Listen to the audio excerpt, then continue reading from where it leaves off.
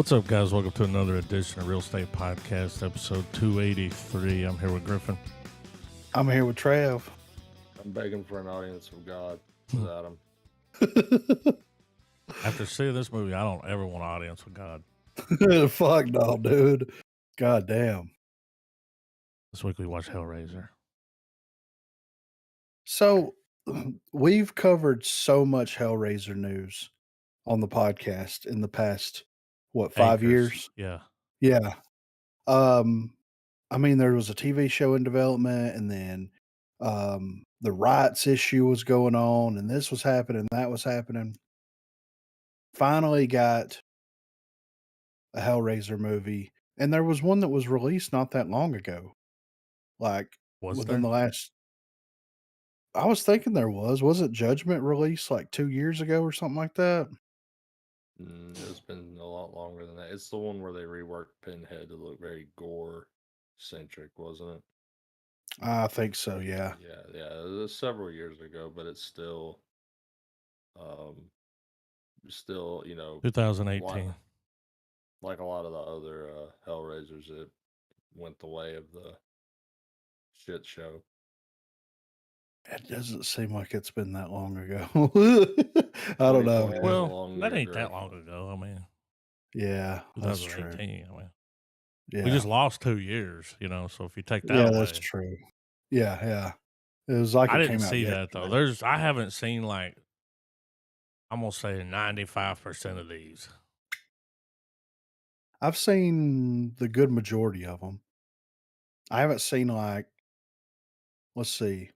Like, most of the ones I saw were, they came out in the 80s or Yeah, early early 90s. 90s. That's it. I haven't Maybe seen Bloodline was the last one. That was the space. The space. I've seen all of them except for Hellworld and Judgment and Revelations. So I've seen like almost I've seen a lot of them. But, all this stuff was happening, didn't know what was gonna happen with the franchise.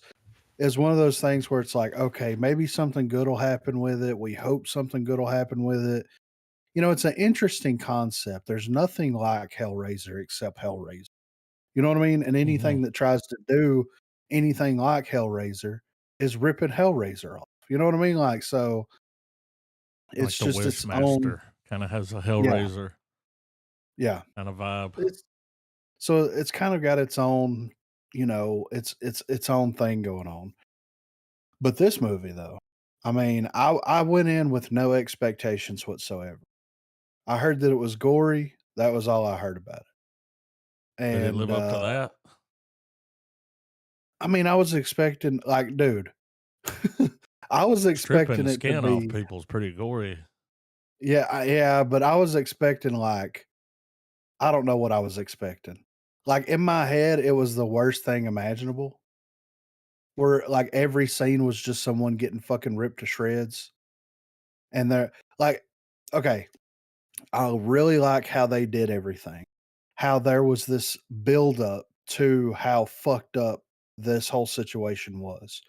With the chains, with the ripping people apart, with the Cenobite shit. Like, I really like how because the first couple of like deaths that you get, I mean, they happen pretty much off screen, So I really like that aspect where it builds this tension more and more and more. You hear the chains, you hear the fucking nasty sounds, you hear the screams of the victims, you hear all this kind of stuff.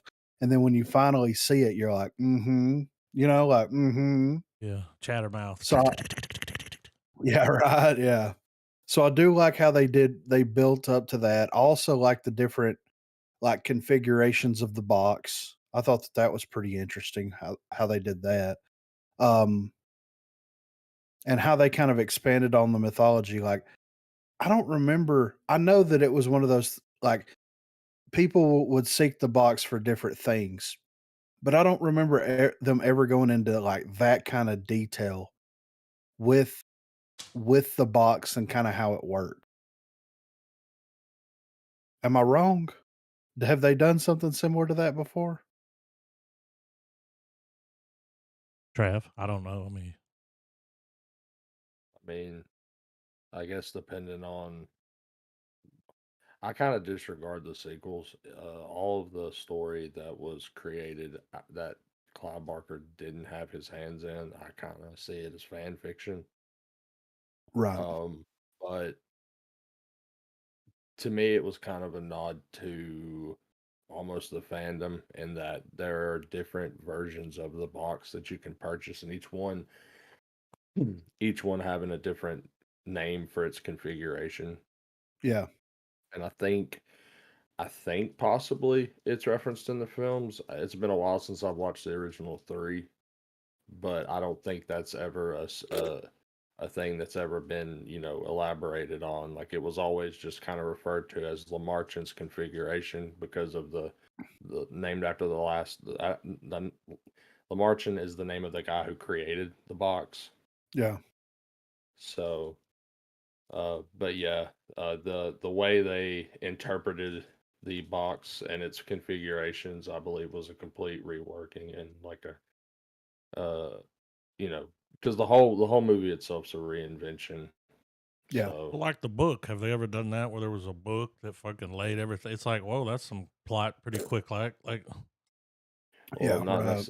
necessarily. Sadly, no. The only two books that I'm aware of that touch on Hellraiser or Pinhead and everything is the Hellbound Heart novella that was published, and there was a book that came out for a really long time that was hopped up called the Scarlet Gospels. It kind of delved more into like a journey of Pinhead getting out of hell. Hmm. I was talking about the Because book that that the rich guy made in the movie, oh no like no there was explaining how it works. no the exposition pieces that were there, no, there was never anything like that.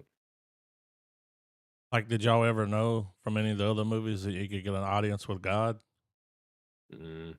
Well, there was I believe in one of the off one of the movies that they have that shows the origins of Pinhead, where he's like a old World War II or like a Vietnam or Korea. He's a vet of some sort, and he solves the box, and it transforms him into one. Yeah. So I remember that. it does do that, but it wasn't done in such a grand scope as this movie did it. So I do like that because it is, like you said, each movie kind of has its own thing, whether it's pleasure or power or life, all this kind of stuff. And so it was kind of cool how they lumped all that stuff into it more or less in some kind of way. But I also like how like just over the top enough it was without feeling like it was over the top, if that makes sense. Because like It with how the muddled the portals, line, you know? yeah, right, yeah. Because that thing showing up at the end, I'm like, God damn, like, is this the fucking thing from Nope? Like, That whole sequence was amazing. yeah, I right. really like that. That thing he was wearing, it was It- his nerves, and it would turn them just enough, and then yeah. turn them the other way. It was like, oh, every time that thing started turning, I felt like I could feel it. I was like, ah, damn, like, could he not kill himself?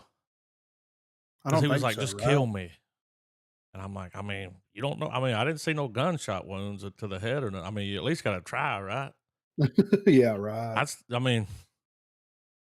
It'd be like a Groundhog's Day for me. I'd be hopping off of buildings, Yeah. Well, at posters. that point, whenever you choose a configuration, your soul's at the mercy of the Cenobites. So, I mean, he could have killed himself, but it could have led to something far worse. I mean, he eventually Yeah, got the he's worst, gonna be but you know what fucked. I mean. Yeah, he was already fucked no matter how he cut that cake. It's like a whole like their whole thing is just pain Yep. and weird shit you can do to bodies, like that thing that had the fucking pussy throat. You know? I mean, if I wasn't turned on, I'm lying. I'm just saying. Yeah, dude.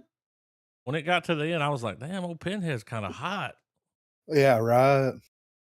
I mean, but we kind of Let me grew get up my in the metal scene, so yeah, yeah, we you know didn't what I give a mean? fuck with them gothic chicks. Yeah, put some trip pants Vampire on her and freaks. she's right at home. Yeah.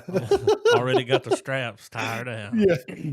I I particularly like the scene where she's in where the chick's in the van and you see the van stretch out Yeah, that and was like you see cool. the driver and then when and that was one thing too. I liked how they went that little extra step in making the chains contort the victim. Oh, Yes. when they Yeah. folded Um her up like that, phew. and the way they took the needle and like started messing with her throat and Mhm. making the noise, making the pitch, basically turned her throat into a pitch shifter. Um, I thought that was just eerie, brutal, man. Yeah. Very, very. I mean, I don't want to be that guy, but I think the podcast has kind of desensitized me from some of this because the Yeah, whole time I'm waiting for the bottom to fall out. You know what I mean? Like, we've seen some pretty fucked up stuff, you know? yeah, And I mean, Like, just the shot in the ending sequence where it like before the real brutality parts came in and just pieces of the flesh start getting flayed and everything.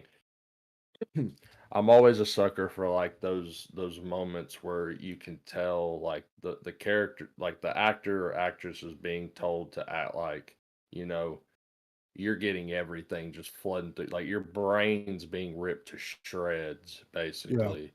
And so there would be this the way it would work is you would see dudes staring at just like the way it looked on my TV and everything, like fractals were just forming and just like crazy shit. yeah, And it would cut to like the close up of the dude's eyes and you're just seeing him just you're seeing like even though you see the grotesque aspects of him being modified into that shit, just thinking about what's going on in his brain and what he's actually seeing.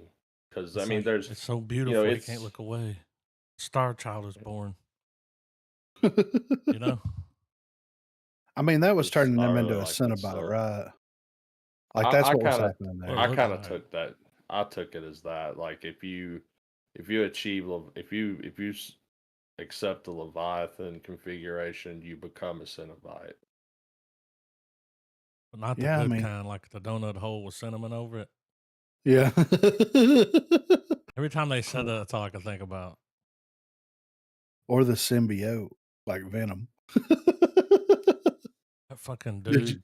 When the chatter teeth came out, dude, Yeah. and that fucking thing with the big forehead, I was like, "What the Yes. fuck?" Well, Yeah. that's the one they killed that she stabbed, and it just backed Yeah. up. It was like, "Fuck, here come the chains." Yeah. And then fucking Them chain Pinhead was like, "Oh, they found a fucking loophole." Yeah. Blood for blood, right? I mean, you know.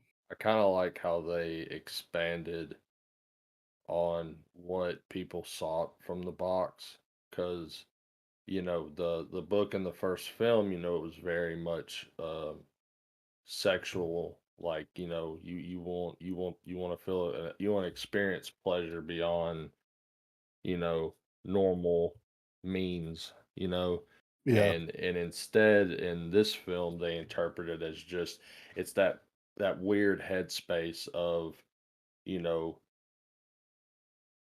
like you want to experience like more than what life's got, Yeah.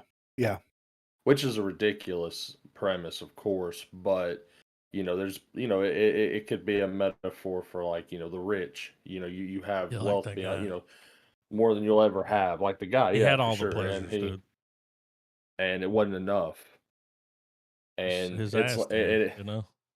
it's almost like if nothing's good enough, then it's basically time to die because you're not going to get any other fulfillment, and Oh, it's like the demons and everything, the Cenobites and whatnot, their whole mission is to prolong that transition from life to death. And it's just this pure fucking agonizing like torment. And it's a really interesting concept to, as opposed to, because like you said, Hellraiser is kind of in its own league, even though we do tend to throw Pinhead in with the, Michael Myers, Jason, like he's, Pinhead girl or guy iteration is probably the most supernatural, I you would know, rather go up against any of the others because at least they'll just kill you. Yeah, right. yeah, they This just want to motherfucker's throw gonna like, do some fucked up shit with you, like make some and shoehorns out of your shins or something, you know? and I really I like the fan service that was made and the homages to the original. Like for instance, when she's going to hug her brother, like the soul of him or whatever, Yeah. and when she goes to hug him, you see the camera shot and it's just his fleshless body hugging Mhm. Yeah. her. And that's almost like a one for one in the original movie when, the chick's like, when she's, convinced that she's gonna start luring guys to get that dude back, which I totally thought was what was more or less gonna happen in this movie. I was like, okay, she's gonna get her brother back. Weird way to do it, but okay. Yeah. Well, they took it to the next level for sure, you know? Did y'all think that, boyfriend or whatever fuck buddy was in on it He from the was acting get-go? weird. Well, like, Yeah, he look, was man, here's the first like giveaway. All right, they break in here. There's this shipment that's worth fucking money, and they get in there, and then they get the thing that's in it. And he's like, "Yeah, you can take it." Yeah, I'm it's like, like, "What?" "What?" I Yeah. mean, I wouldn't have. If I thought there was something in there worth money, I'm not gonna let the fucking crackhead run off with it. Like, Yeah, for real, right? so that was kind of strange. Yeah. And he's like, "I ain't into this shit, man. I ain't into this shit, man. I don't like these fucking puzzle boxes, man." It's like, "All right, dude, Yeah. here's my thing. This is how I knew he was in on it in some capacity. If I'm dating a chick and she has this puzzle box and then her brother goes missing because like cut Well, from the box then I'm and going then missing. well, and then I'm gonna give it the extra step. Then we go to the nursing home where the chick's at, and she cuts herself, and then I call and she's gone. This bitch getting ghosted. Like Oh, I'm disappearing, 100%. dude. Yeah. I'm going in a hiding. I'll move. I'm changing my identity. I'm burning my fingertips off. Yeah. Get the fuck away from me. You know? Well, he was the one that got him and brought him to that house, and like right there, it's like, "What are you doing here?" Yeah. I went and got everybody else. We need more blood. Oh, Yeah. We blood. need we need victims, you know? I liked how the guy built the cage around his house, almost like he went straight 13 Ghost style with it. Yeah, that's what it Yeah. reminded me of. Um, but I thought it was cool how it went so far as to like whenever he would move things, like you could configure it like a box. Yeah. So, It was I felt like it was done very well. Like Yeah. from some of the other versions of Hellraiser and the whole mythology that we've gotten, this ranks pretty high up there. It's like as far as enjoyment factor and also interesting ideas. Like, that one Hellraiser movie was that basically Groundhog's Day, that guy reliving that day, or he got stuck reliving that day over and over again. Like that was his punishment or whatever. And I'm like, is this really like there's no like he didn't get chained. You know what I'm saying? Like Yeah. they didn't take his fucking soul to like this weird ass fucking fucked up place. That's where the fucking man at the end of time's at. In there where Pinhead's at. Hmm. That's where Kang's been hiding out at, you know? I think my only complaint with the movie is the same that I have for a lot of like newer horror and just, I mean, it even bleeds over into like the drama genre. But I think it's stupid that the survivors are fucking junky. Yeah. Uh, I think the whole fight or flight, uh, you know, drug abuser, addict, whatever. I think that's such a stupid trope to do it. Because first and foremost, man, anyone who's spun out of their mind, they're not gonna know what to do with that fucking box. They're gonna Yeah. sell it to go buy drugs. Yeah. You know, like they're not gonna sit and ponder the workings of it. Like Yeah. if she's so far gone as you know they've made her out to be, you know, this movie is not really gonna happen. Yeah.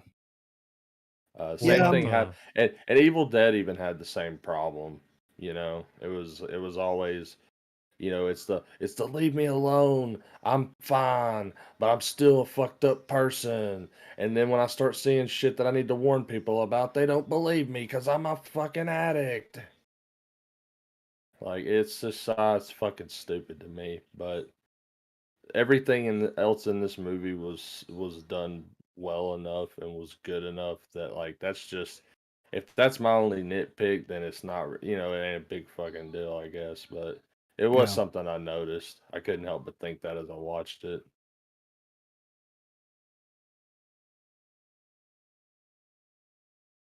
Yeah, it's kind of an odd choice, man. Like for real.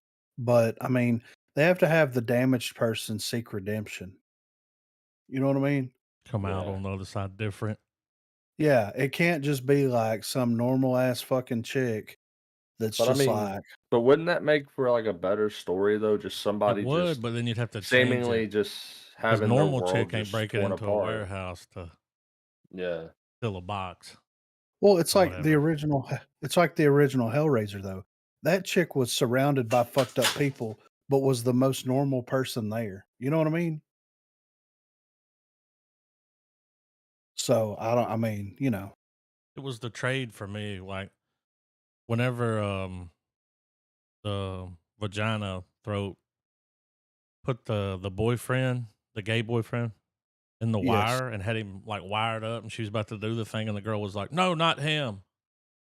Yeah. I'm like, "Nah, he touched the box though. It's too late. Like Yeah, you can't uh, we're not making negotiate there. trades." Yeah. How'd he live? Like when the wire went away, he walked out of there. I'm like, I mean, yeah, yeah. However, how no, did he no, not like bleed to no, death? like yeah. Do you mean to tell me all those wires didn't clip an artery But or other than puncture that, I it? was just like, okay. I do Yeah. like how, man, once you like touch the thing and then you start like, oh, I'm gonna pass out. I don't know what's happening. Yeah. You get the fucking box sweats, like, ugh. And then the fucking, they'd be walking by stuff on the wall would move back, and Yeah. the Which car was almost which I, driving off in it. It was like, yeah, well, I thought that was a cool homage to like the first two sequels where you would have those big shots of hell and it's just a maze. And when they would solve the box, like the walls would constantly be shifting and everything, and incorporating that up front in this movie, I thought was a neat little touch. and the And the special fucking effects, pillar. dude. Yeah, The yeah. what? The pillar. When she looked down that hallway and that fucking pillar Yeah, was down there you, with the fucking I was The well, like, chains "Mhm." around it. well, it was Yeah. like there Yeah, were different. It was the different scenes from some of the different movies where Yeah. they would show up. Like you had the one where you had like the skin fans, whatever you want to call it, just hanging there, and then you had the actual like pillar of souls or some shit like that. Like it was you know it it for all the little nitpicks of this film, it did nail how to do fan service without being too on the nose. Yeah, for sure. Yeah. Because And you kind Chick's oh, delivery, like whenever she's giving him whenever he goes to get the audience with God and she finally delivers like the fucking line, man, we have such sights to show you, yeah. I had my little, she said the thing moment. And even whenever they run into that person at the park and the guy's like, "What's your pleasure?" It's like, "Oh, okay." Yeah. There was just, all the little, the little callbacks were nice, but there weren't too many and there weren't too few. Yeah.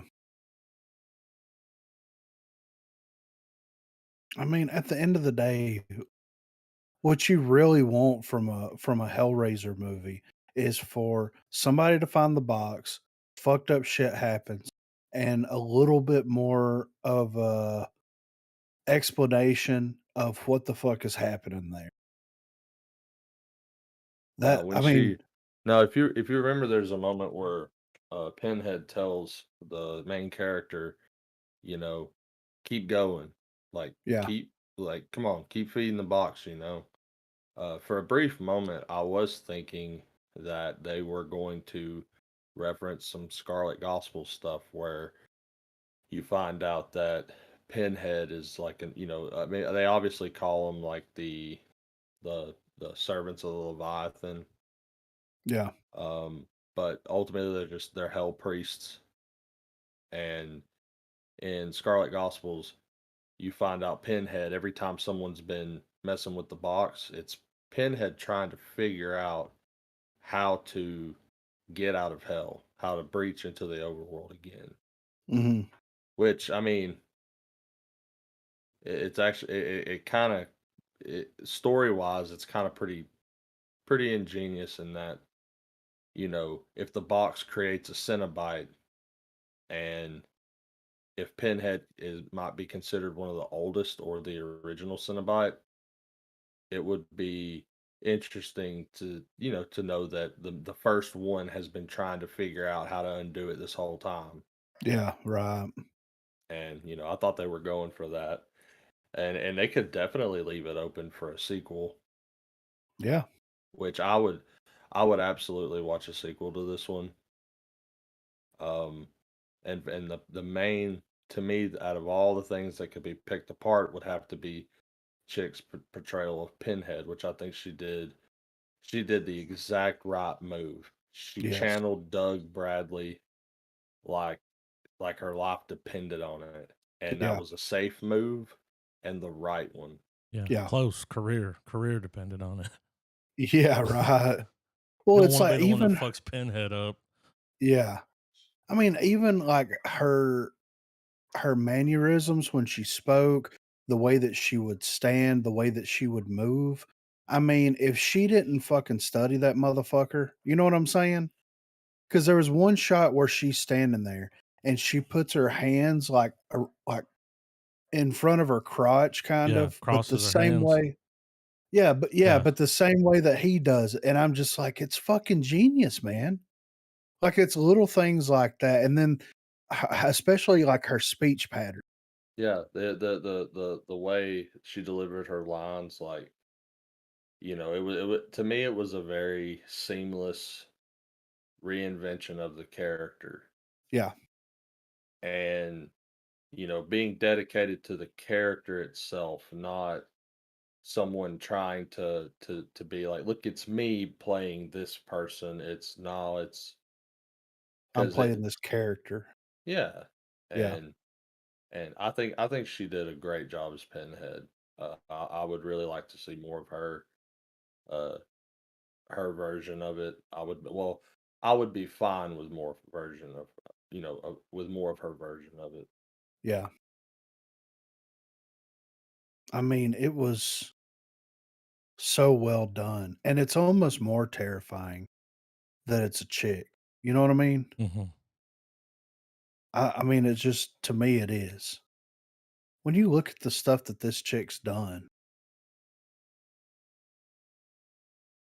Now, I'm just I know we don't, I know we don't use necessarily use this pod to really lay into Hollywood and films like a lot of other creators and reviewers do, but um, something I noticed that you know where we're dealing with a film where we have a role that's been portrayed by a male for a very long time, and it's you know done with a female. You know, there's certain beats that those films go by, and mhm, this film had none of that, none of no, it. And I wasn't necessarily anticipating it, but I was very surprised that it wasn't there. yeah. Well, and then Um, also the internet's or I guess the fandom as a collective unit. Have you seen any negative comments or anything about her portrayal as Pinhead? I mean, you would think it would be blown up all over the internet, but it's not, and I feel like it's largely overlooked. I feel like it might pick up as we get closer to Halloween and more people get ingrained into the scary movie season, you know? Most of the Yeah. articles I saw were criticizing the junkie. Yeah, same. Yeah, Yeah. people were like, everybody else was good, but really, her, she's the hero. Kind of like what you Yeah. said. I mean, Yeah, a that lot of was the their problem. articles yeah, a lot of the articles and things that I've seen, like, on Twitter especially, because there was a lot of people that watched it this past weekend on Hulu, and they were tweeting about it as they were watching it and things, and, like, no like, if anything, people were praising the performance, specifically of, of Jamie Clayton played Pinhead, but, like, you know what I mean? Like, normally, if it doesn't go well, if they recast it with a female that's a traditional male role, I guess you'd say, then it's like article after article after Armageddon. article. Yes, exactly. And the fact that, like, there hasn't been really much said about it, and the things that have been said has been pretty positive. Silence is an answer. You know what I mean? Yeah. I mean, And I think it's a testament to the fact that this is finally a solid reboot of Hellraiser, and yeah, I'm very glad that we finally got around to it. I've been waiting for this kind of movie or for this particular horror franchise to get a revival for quite a long time, and it was nice to see it done and see a level of respect given to it. yeah, Because yeah, I mean, I get it. It's a ridiculous story, a ridiculous character, but it was. I hadn't had as much enjoyment of a film like this in a while, yeah, for sure. as far as like major IPs, you know. Yeah, I'd say since, Halloween. Yeah, So, but yeah, I enjoyed the hell out of it, and I really do hope that they get a sequel out of it because I would love to see going forward, what they decided to do with the character, and it would be cool if they could work some of that other stuff in because, like, my initial thought when it was going off was like, okay, this guy went above and beyond to try to get this fucking mechanism off of his body, this fucking pleasure machine thing, Hmm. fucking whatever. Now he's gonna become a Cenobite. What if he's trying to get out? Like, he concocted this Yeah. He fucking could be the next house. Pinhead. Yeah, or something. Kind of. Yeah, You know what I something mean? like Like the that. Doug Yeah, Bradley. I mean, he was already bald and I yeah, mean, you could go so far as to look at it as Pinhead is assembling fodder for getting out. Like, you know, I don't want to say an army, but a group of, a group of Cenobites that can, what would be waiting, whatever is waiting for him, he can feed them, she can feed them to it. yeah, Because yeah, because I it got a thought reboot. and as much as I would enjoy a sequel, even if it doesn't get one, that would only that would only turn this movie into even more of a diamond in the rough, I would say. yeah, for sure.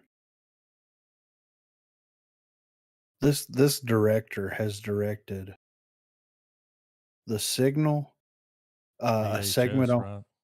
yeah, a segment on VHS, a segment on Southbound, The Ritual, 2 episodes of Creepshow, The Night House, and then Not a Hellraiser. lot. Yeah. And then he's got that No, VHS 80 something. 85, yeah, He's from Well, what's Atlanta. well, what's cool is he obviously is a genre director, and it's cool to seen him, cut his teeth through the genre and finally get a hold of a property that's A good IP. yeah, that's very much like, hey, like let's see what you can do with something like this now. yeah. Well, and for him, it's a win-win situation because he got to tell the story that he wanted to tell with Hellraiser, And if it didn't do good, it would just fall in line with the rest of the Hellraiser movies.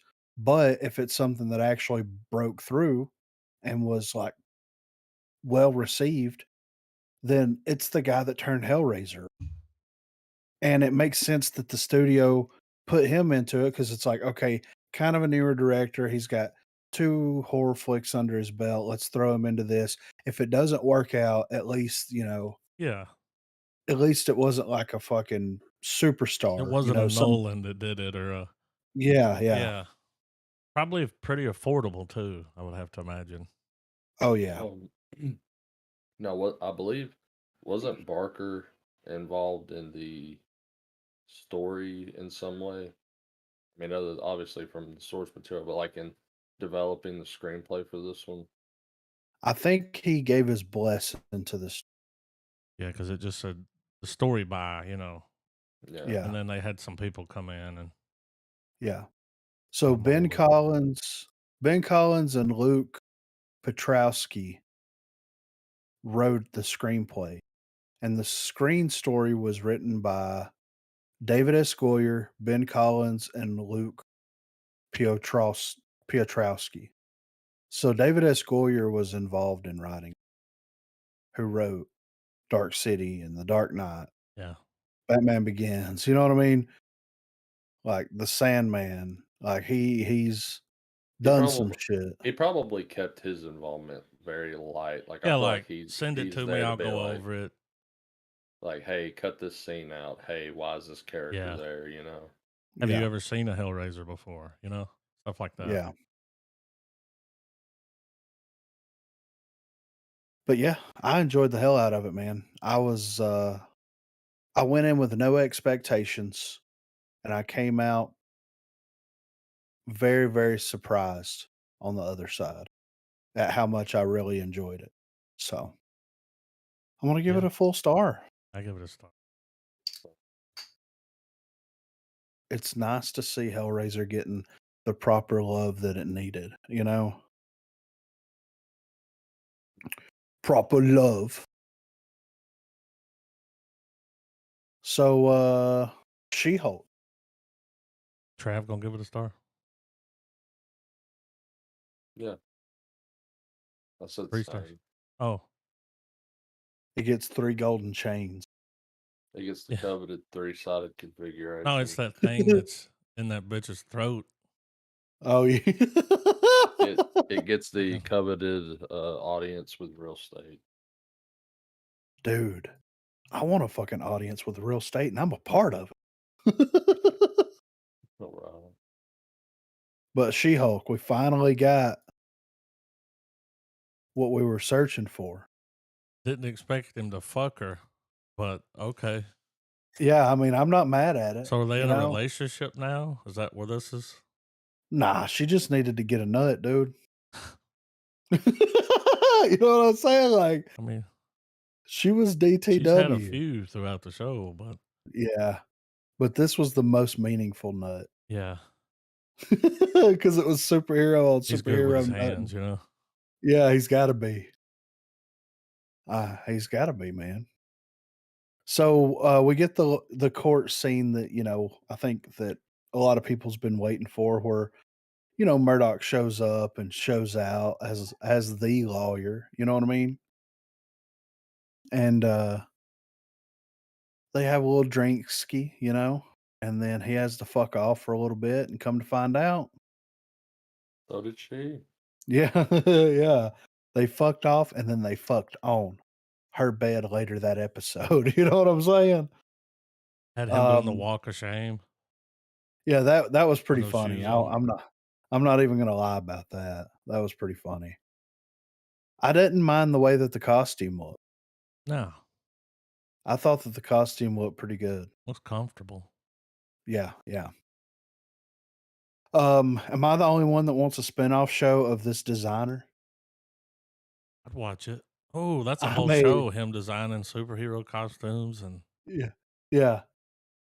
He's like, "No, no, you get out." yeah. I would watch it, but they gotta do it like, what's that show? where those gay guys would go around and give Queer eye for a makeovers. straight guy. Yes, it's got to be like that, Yeah. but it's the superhero version where they Queer eye show for up. a superhero. It's like Yeah, you need more pastels. yeah. Queer eye for the good guy. There you go. There you go. I'm thinking Yeah, chartreuse. yeah. You know. We're not fucking Zorro the Gay Blade over here. Come on, we got to tone it down a I little mean, bit. couldn't you? I mean, I could hear him saying, quipping something like, "What do you think this is? A comic book?" Yeah. Remember last week we were like, all right, the next episode's gonna be the turning point where it's like, all right. And it Yeah, getting close to the end of the episode, she was like, "Man, it feels like the episode's over." And she was like, "Oh, this is the part where it all turns around and something happens." You know? I'm like, yeah, that's funny that they did that. yeah, right. So, I mean, the Daredevil stuff was kind of cool. Him kind of cutting up with her and everything was nice to see that side of Daredevil and everything. Um, so I was fine with that. But like you think that you're gonna get a badass fight sequence. You know what I mean? Mm-hmm. Like when he drops in there and he fucks those dudes up and then like 5, 10 people like come running in there Mm-hmm. and then she just Hulk smashes through the ceiling and like ends it right there. I was like, man, I was really hoping for like some badass, just a little bit of a callback, but that was like their way of kind of calling it back, I guess. It's like, okay, we're Well, gonna get this extended shot, but no. That was her way well, of showing off. I think it was also a way of Marvel showing the fans, like, hey, when we get around to focusing on Daredevil, we're not gonna tone him down from Netflix. You don't think so? I mean, he was whipping ass. No, I mean they're. I mean, I'm saying that they're gonna keep it on par with Netflix. Yeah. That's what I meant. That's what I'm saying. He was whipping ass. Well, I I mean, like they gave us a Netflix, almost Netflix level sex scene. Uh, we got the violent entrance where he just he does beat the shit out of those first few goons and shows us how much Marvel's gonna spend to make Daredevil look even more crazy when he fights. yeah. We just got that. We got that little like, all right, guys. Here's Daredevil. We know what we're doing with him. Like, be patient for Born Again. Yeah. Which is coming out in 2024. So, we've still got a ways to go for that. But I mean, there's But still probably going to be plenty of appearances between now and then. yeah, I think he's gonna be an Echo, right? Yeah. Pretty So, sure. and then yeah. And then there's the rumored casting that's going around about Daredevil is they're bringing the majority of the cast from the Netflix series back, including Barenthal as the Punisher. Mm. Um, so I'm interested to see how much of that lives up to it. The only additional casting that they had on there was the chick that played Echo, and then one or two other people, but I can't remember who it was. But I mean, if they bring Punisher back, I mean, come on, Dot, dot, dot, dot. Well, I mean, I mean, you can currently watch his all the Netflix stuff on Plus. Yeah, It's not toned down to my knowledge.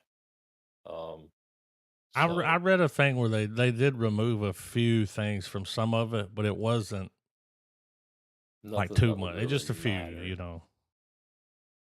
yeah, But when you get on Disney Plus, it tells you it's like, all right, you want a kids account or a grown up account? yeah, Well, that's on the parents. yeah. The grown up account's going to unlock a new level. Yeah. You know what I'm saying? I'm Go on a new upstairs. level. So at the big table. Yeah, right. I like that little brief exposition moment where they're on the rooftop and he's like, I can, he rattles off how many people are there, and she's like, how do you know that? And he's like, I can hear their heartbeats. Like, I know it got played into a spoof for them to hook up later, but still, I was like, that's cool that we're finally getting some of that stuff instead of like maybe because like the Netflix show did a good job of visually showing you Yeah, But I've always enjoyed in the Daredevil comics, kind of in the same way like that Batman's written. You hear the inner monologue, or you Yeah. just have a downright Stanley like narration moment. Right. You know, he can tell how many bullets are in a gun by how much it weighs. He can tell, where people are from the way the wind in the room's moving, like just really cool shit like that. Yeah. And I liked how they did that to kind of start getting the ball rolling on explaining to people who weren't necessarily familiar with his Netflix version, if those people exist. I don't know how they couldn't. Yeah. So we're gonna see her break bad. I mean, she's pissed. She got slut shamed Ooh, by didn't she Doomcock. though? So I can't I believe they did mean, that. That's so funny. Well, he's been online, every week he's like, this fucking show. They just like, that was straight up a reference to him. The mask is almost the same other than color, the deep voice. That's hilarious. has he commented on it? Oh, yeah. What did he say about it? Well, he was like, I woke up to people being like, yo, you got to see this. And he's like, what? Because he recently just celebrated, I think it was his 5th year anniversary. Yeah. So Friday he was doing a live stream and talk. He does what is it, Friday Night Frolics. He does every Friday night. He did one last night that was this is the 5-year, thing. But Yeah. oh yeah, he commented on it. It's like, yeah, I mean, they did it. That's funny.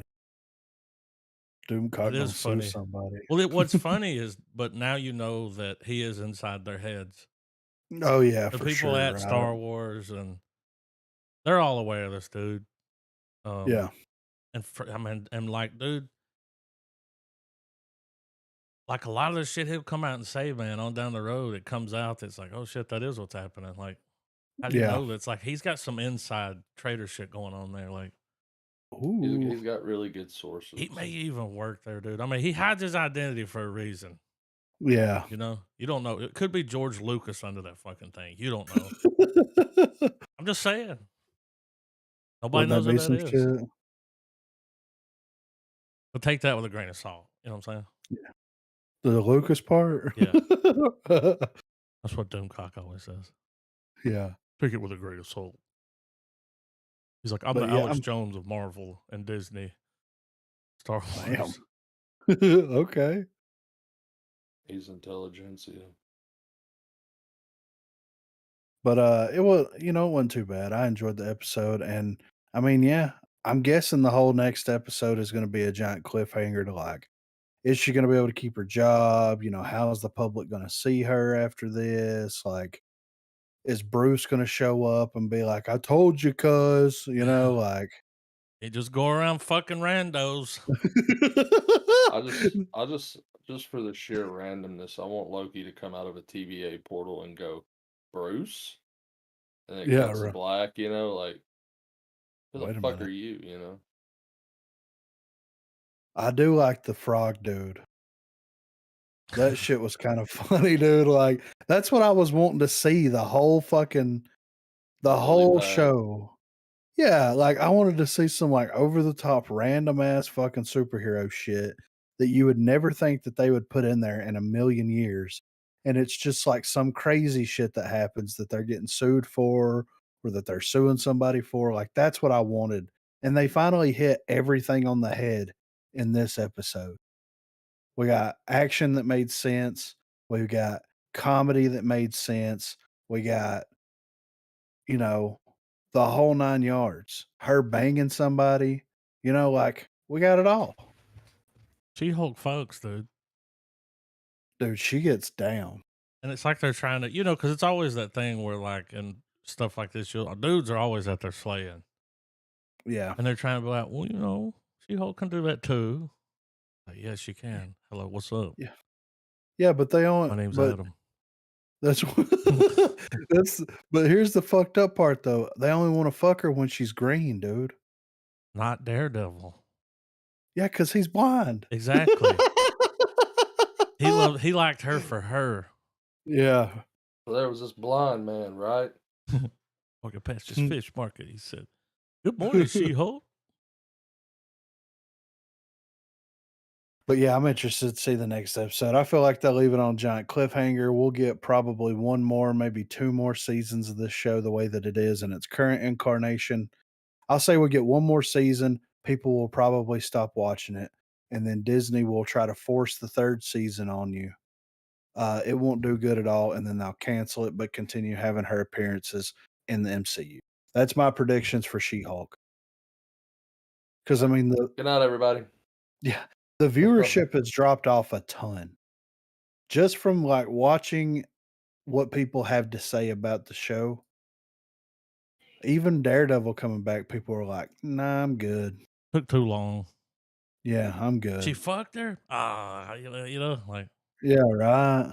So, but hey, Daredevil fucked a bunch of people on Daredevil, so it only makes sense. Two fucking machines, Big you know what I pimpin'. mean? Yeah. Big pimpin'. But yeah, it was we'll see what happens. But that's my predictions for She-Hulk. I think the last episode's gonna be longer. Maybe 45 minutes. I don't know. It says it got it. Let's see here. She-Hulk final gets record-breaking runtime. What, 4 What's hours? considered to be a record-breaking runtime? Oh, here we go. The show most clocking in between 31, 37 minutes. Where is it? Ah, You're just gonna have to find out I don't see. next Thursday. Apparently, it's gonna be longer. I don't see it. I mean, there ain't no telling. Anyway, But yeah, we'll see what happens with it. You know what I mean? Andor. Andor. You mean and snore? yeah, and bore. I mean, I'm just kidding, but it is kind of slow, man. I know we're building, but god damn, Yeah, it's like it's like Star Wars on the prairie, dude. yeah. Come on, and the show looks great, the acting's great, but what are we doing? I mean, they're really building up to this heist, and it's It like, better okay, pop there's off, right? Like, well, and they're saying that there's records there that are was it payroll? It's payroll records that they're stealing, right? they But looking is for No, that dirty well, no, it's politicians. it's an actual payment though. They're gonna take the money from those records to fund the rebellion. I mean, Mm-hmm. I mean, Yeah, I mean, they've Viva la really resistance. yeah. Well, and my thing too is like, they've kept the character pretty true to like how he was in Rogue One and everything for sure. And him like being I'm in it for the money and all this kind of stuff. Like, and he was like it's mm-hmm. cool the way that they're going with everything and what they're doing with with every character. But to me, it's like where we're at now is almost too little, too late because like with the revelation that that one dude his brother was killed by the Empire and all you know what I'm saying? Like, all this kinda stuff. It's like, these people have a grudge against the Empire. They've kinda said their little things here and there. The general wanted revenge because he fell in love with a chick and, like, all this blah, blah, blah, blah.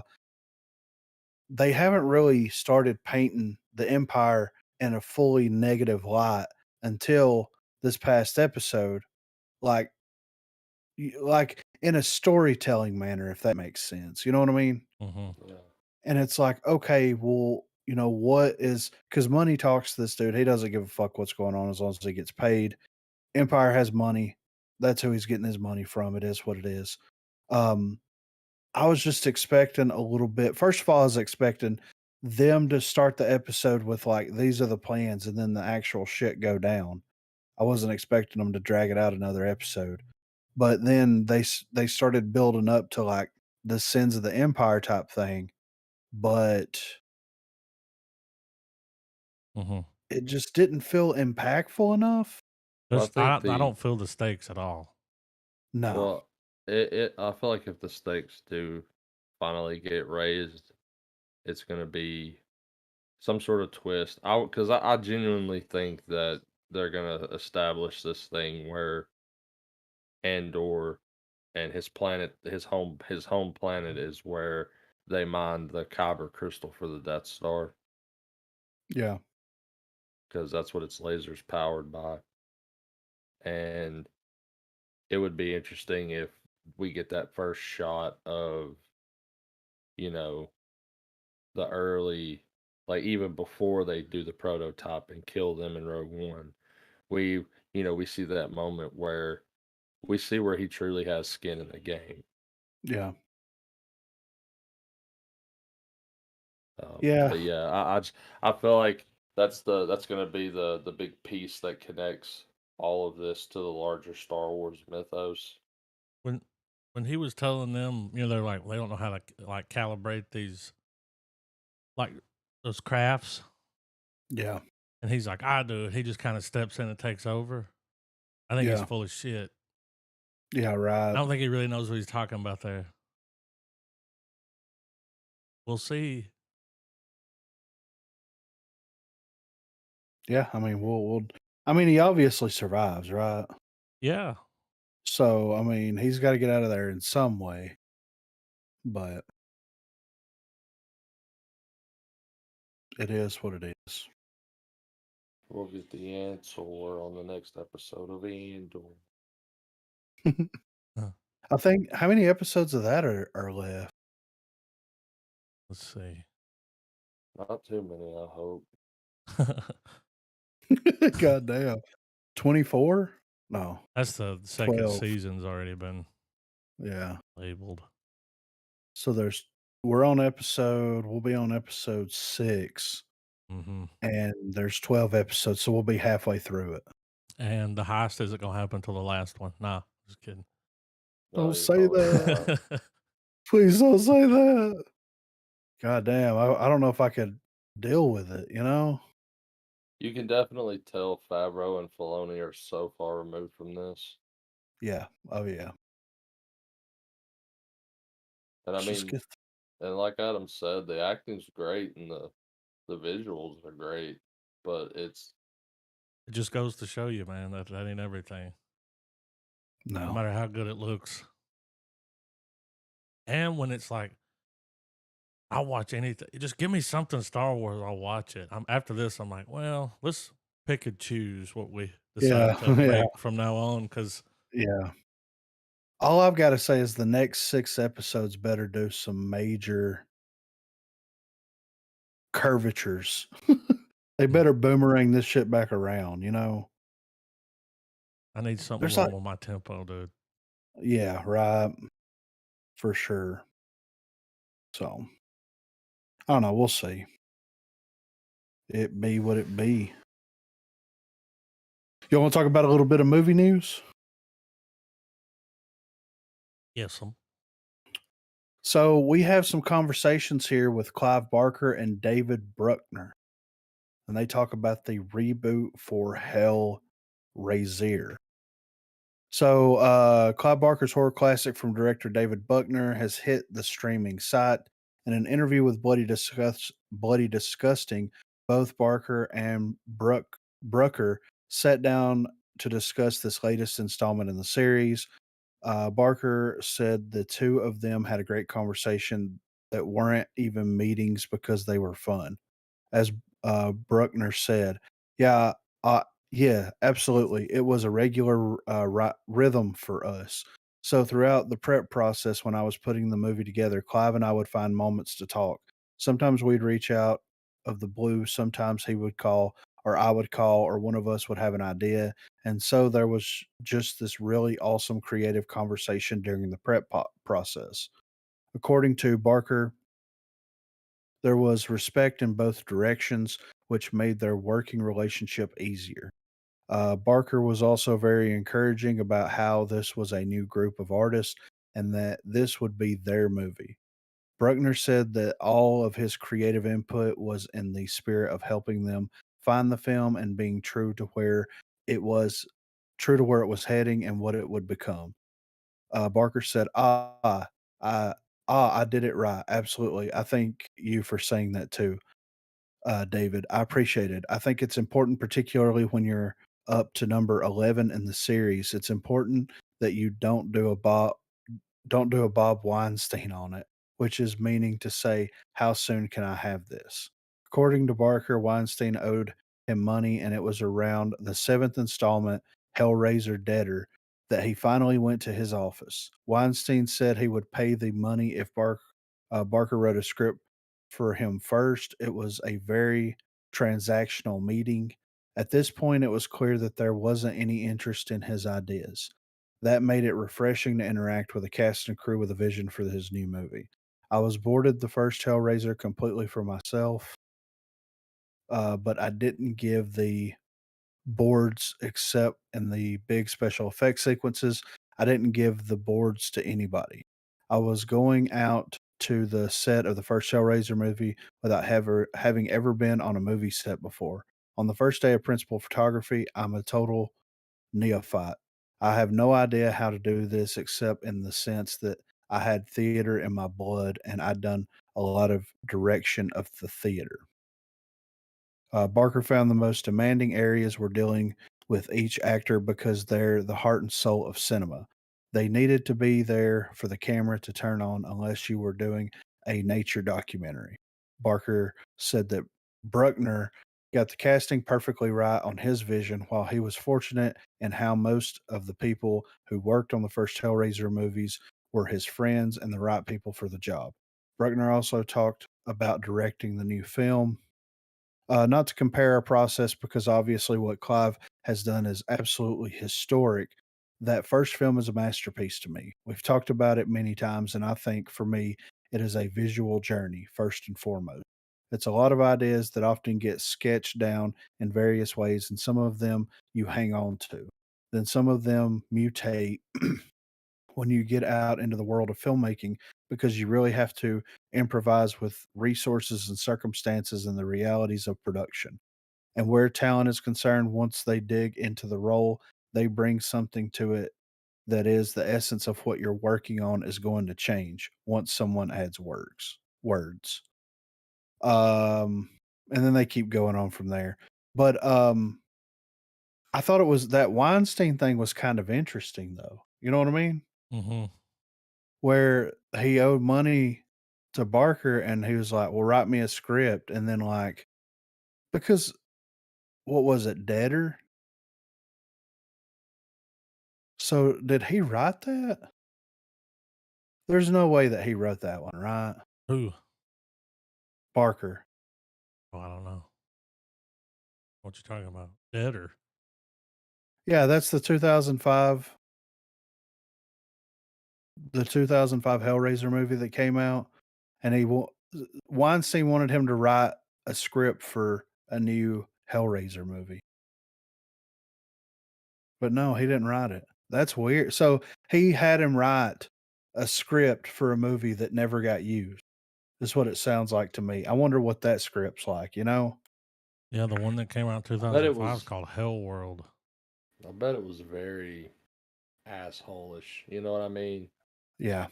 Like, oh, you want a script? Oh, I'm gonna Give me deliver a a big minute. fuck you then. I mean, that's not surprising. You know what I mean?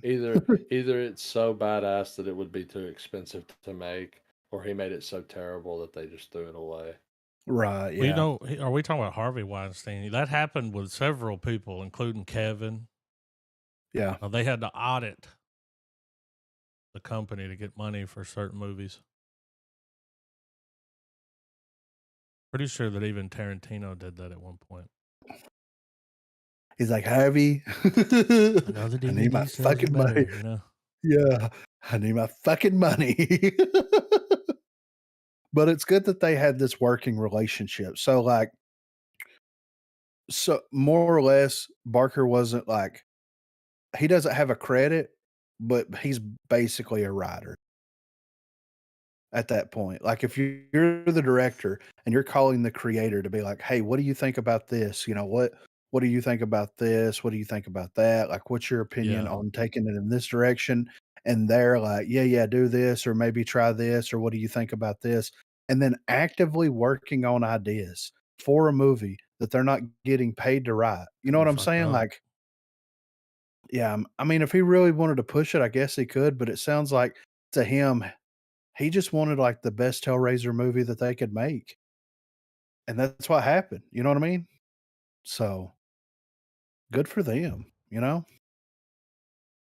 Good for them. Ezra Miller reportedly filmed more The Flash reshoots last week.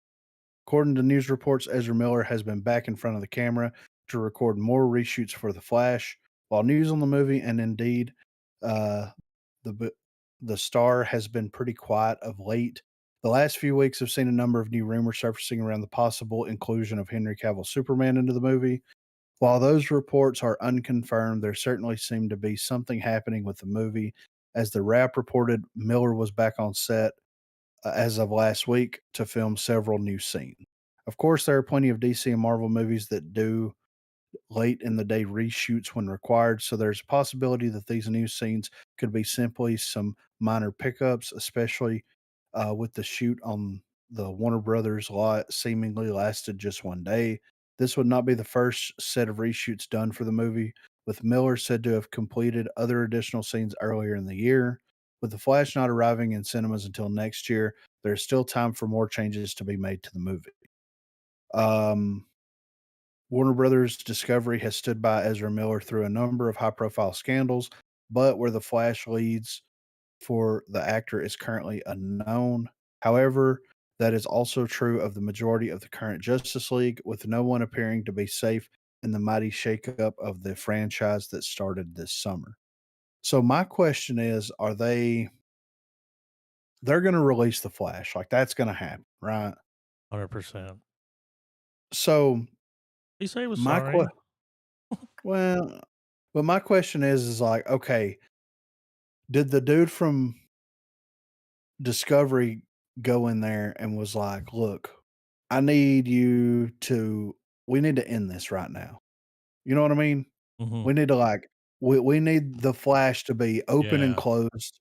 It needs to end everything. It needs to be the final nail in this coffin, you know, whatever. reshoots Whatever. So Yeah, so get reshoot the film a definitive ending. basically. That's what I'm wondering. would make And sense. I'm it would make a ton of sense to me, but I think like if they're bringing Henry Cavill in, that also makes me question something else at that point because the CEO for Discovery also said that he was interested in bringing back Snyder and Mhm. also Snyder's uh, interpretations of the characters. So with that being said, are we gonna flip it into a 180 and say, "Okay, we're gonna have Henry Cavill come on set. We're gonna film some Flash Superman shit that's gonna lead hopefully directly into Man of Steel 2 or the Justice League follow-up that we've been wanting," or you know what I mean? Yeah, you also have The Rock out there talking about fighting Superman as Black Adam. He's like, he's super Yeah. excited to do that. And it's like, huh? Yeah, yeah, It right, would, so I mean, this is pure just fan shit for sure, but it would be cool if they shot an ending where another version of Barry, Yeah, turn yourself into another one. well, the one from the Nightmare sequence at the end of Justice League, yeah, he comes back to this Barry and he's like, I've got to tell you something. Like, we need to talk. yeah, And it sets up for possibly getting Shazam and Black Adam to go fight anti-life Superman in the Snyderverse. I know it's over with and done, but but if Henry it would be interesting if while those movies are done, it would be interesting to see them gracefully write an ending to that alternative universe Yes. while still maintaining a new continuity and making it so that all these films are not meaningless. Yeah. I mean, there's only two things that can hurt Superman, and if he has to fight Black Adam and Shazam, he's probably going to get killed. So that's a very interesting idea.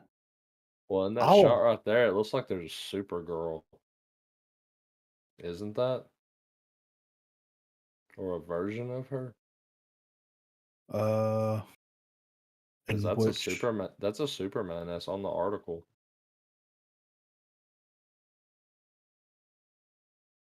Because the way the shot's set up is we see Barry in the front and Barry to the left, and we just assume, okay, another Flash variant. But when you look closer at that character's garb, that's a Kryptonian S on her chest. yeah. So, hmm, hmm. So I don't know, man. But like that's kind of interesting, that they're doing reshoots, rumors Henry Cavill showing up, rumors that, the dude wanted to finish the Snyder stuff, like very, very interesting. And I do kind of like how they're keeping it hush hush, and it appears that they're going to continue because the Flash, they built it up to be this like world altering thing.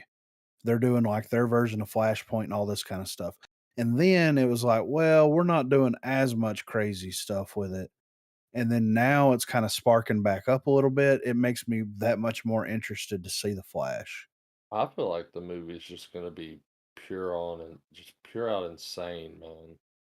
It's Like going to have to be. I think it's gonna be just a very it's gonna be more over the top than Doctor Strange, I think, in terms of telling a multiverse story.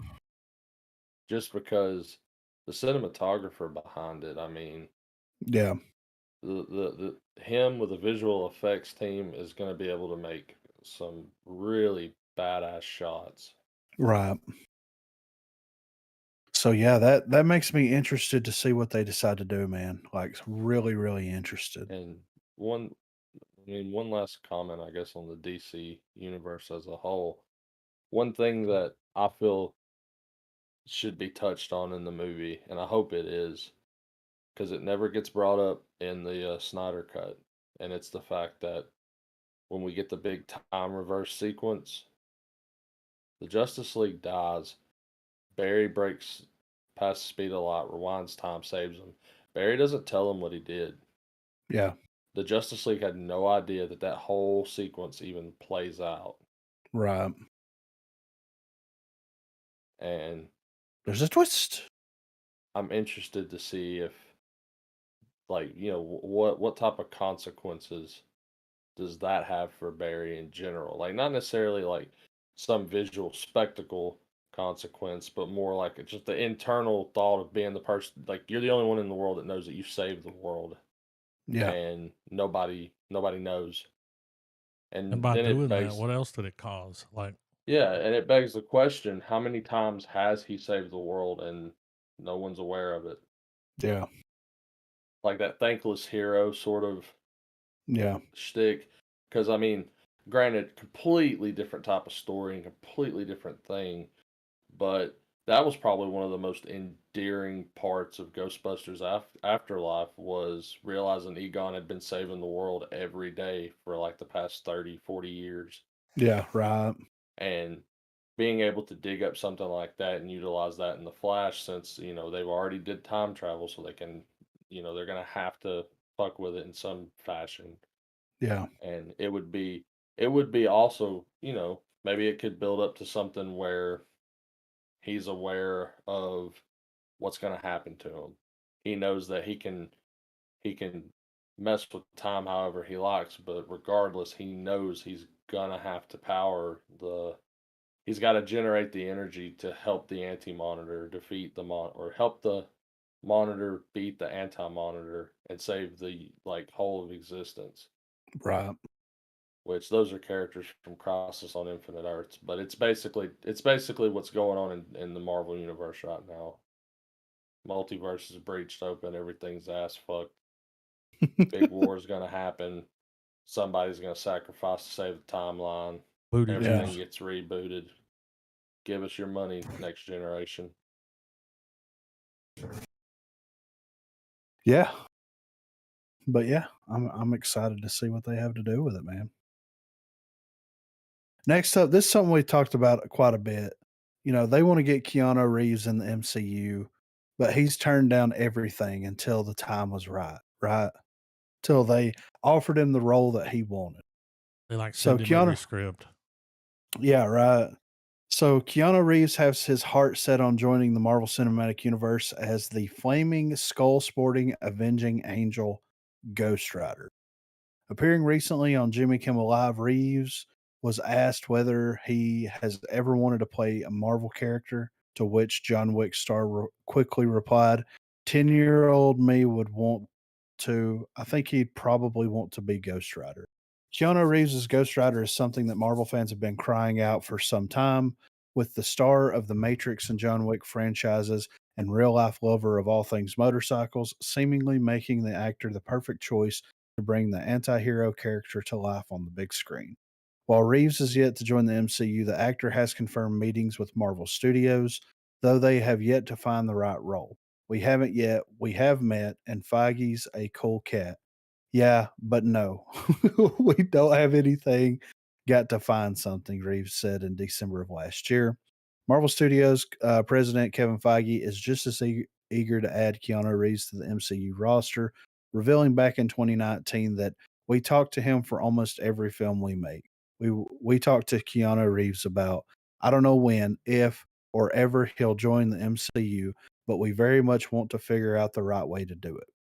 Ghost Rider, of course, has been portrayed on the big screen before by the wild-eyed Nicolas Cage, no less. The last time audiences saw Ghost Rider in theater was in 2011's poorly received Ghost Rider: Spirit of Vengeance, starring Cage as the anti-hero. On the small screen, a version of Ghost Rider has already been introduced in the world of Marvel in the form of Roberto Robbie Reyes and Agents of S.H.I.E.L.D. And while Reyes was well received, the show itself has since been removed from canon, leading many to feel that this could perfectly pave the way for Johnny Blaze to burst back onto the scene.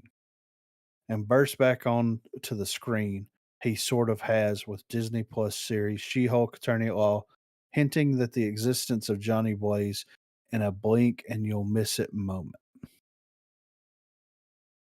So yeah, he wants to play Ghost Rider, man. And you know what I say? Let him. Let him do it, dude. I think it would be perfect. Wow.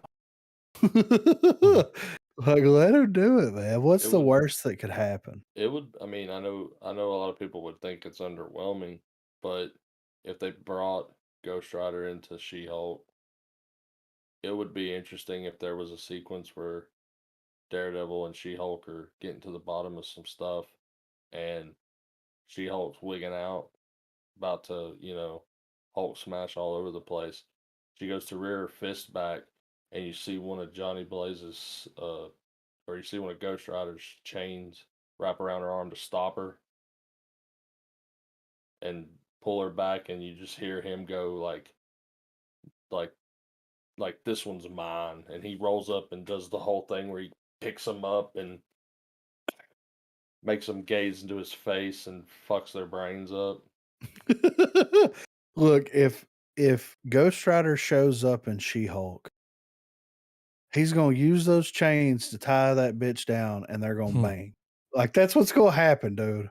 Yeah, you're You don't have right. to tie down the willing. You know what I'm saying? Which, I mean, Keanu Reeves is enough star power; he wouldn't be reduced to the small screen right off the bat. Well, I mean, I would love if they would do a a Ghost Rider television series or miniseries, whatever, that had a really good budget, but they were also able to do some of those fucked up Ghost Rider hell stories, you know? Just like go with it, man. Just do Which, it. And Ghost Rider and Agents of Shield, those sequences were fucking awesome. yeah, I've seen those sequences. I did a deep dive on those one day and I mean, it looked great, especially for something that was, like, on prime time, you know, so Well, I mean, it was a ABC production. I mean, they had that lost money they could throw at it. shit, that shit done been found, you know what I'm I'm saying? I'm pretty sure was it last week when we were talking about Constantine? Either Yeah, last week or the week before, but, like, so that is confirmed that that's happening. He is gonna be in that. yeah, Um, he's not gonna whatever happens, like, he can't do them both at the same time no, because you know, DC, Marvel, yeah, those studios won't constant, like that if it's coming out around the same. They're gonna want him in that movie, you know, that time only. I mean, you yeah, wouldn't work at Burger King and McDonald's at the Yeah. same time, would you? So if it does shit, happen, it might be a while. yeah, which is fine, man. I'm okay with that because there needs to be something really cool happen to bring this, like, hell, you know, occult levels threats into existence. So they're gonna have to build up to that just a little bit before, in my opinion, before they introduce um Ghost Rider. So speaking of Marvel, there's been some major Marvel Studios release shakeup delays, such as Blade, Deadpool 3, Fantastic Four, and Secret Wars. It would seem that having made it through the continued delays of the COVID pandemic and the subsequent delays caused by limited resources in the industry's visual effects departments, Marvel Studios has now found itself with another reason to delay some of their big upcoming releases.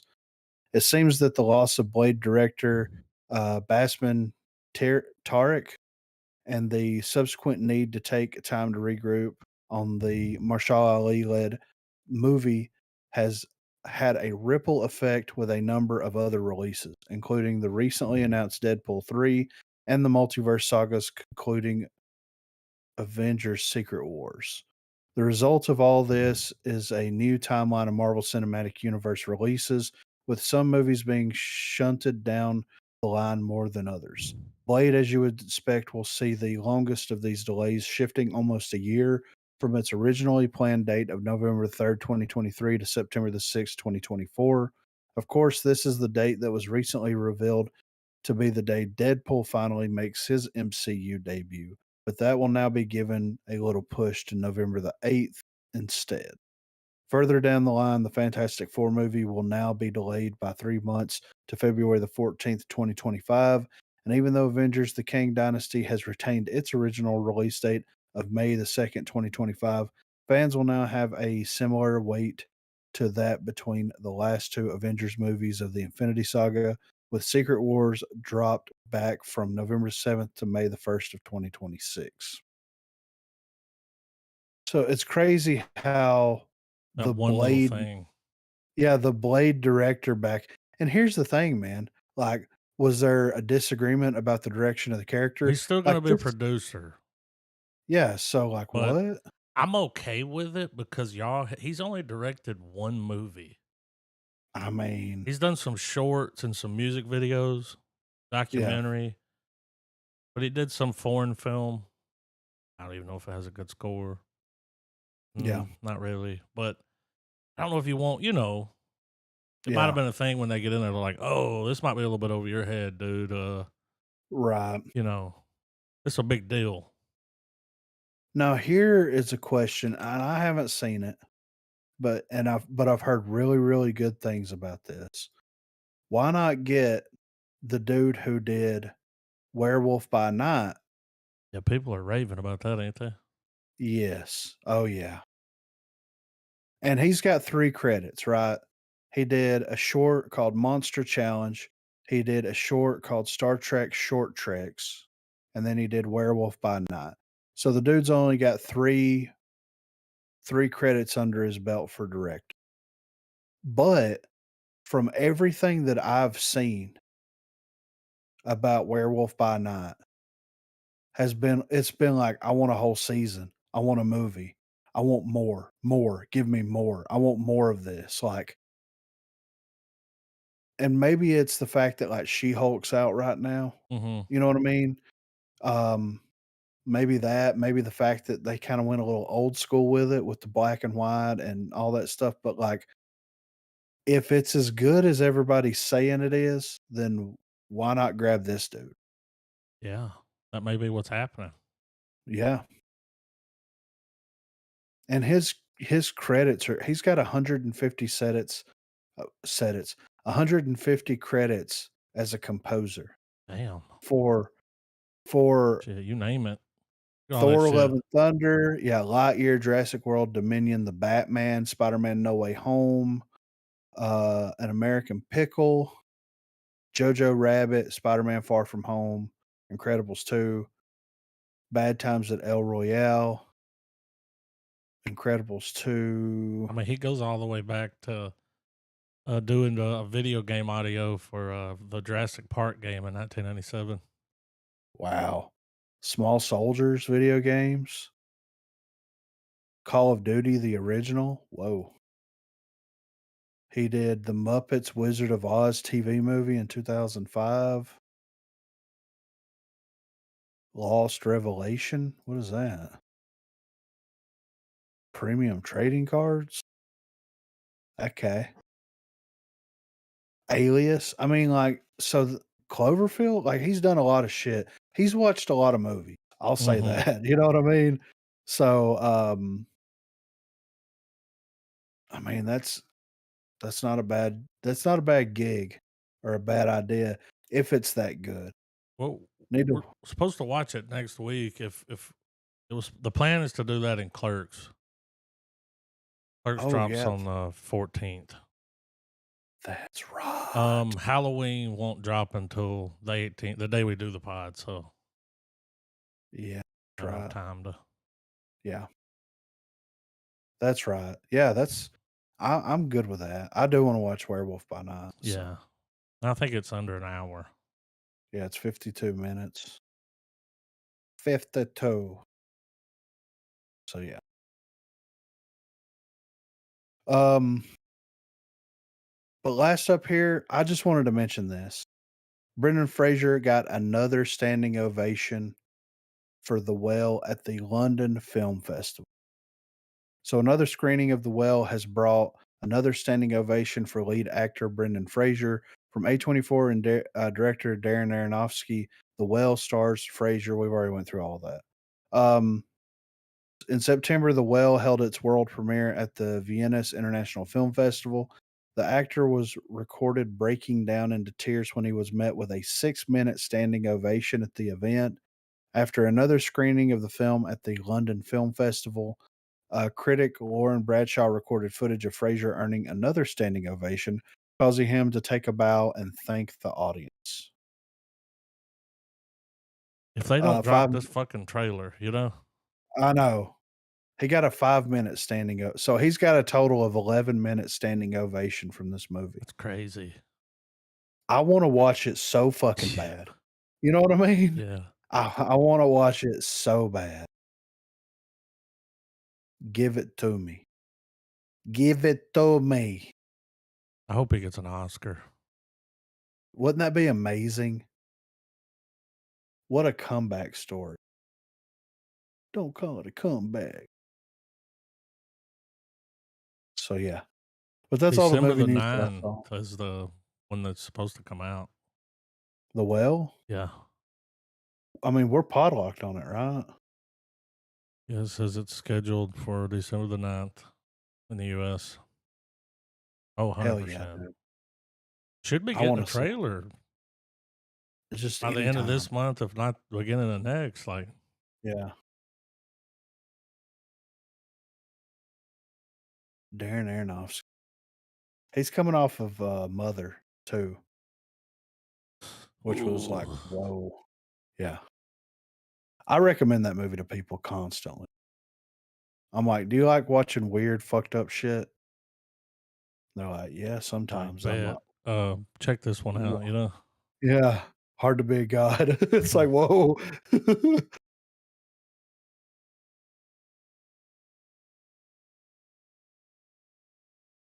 But yeah, that's all the movie news that I saw.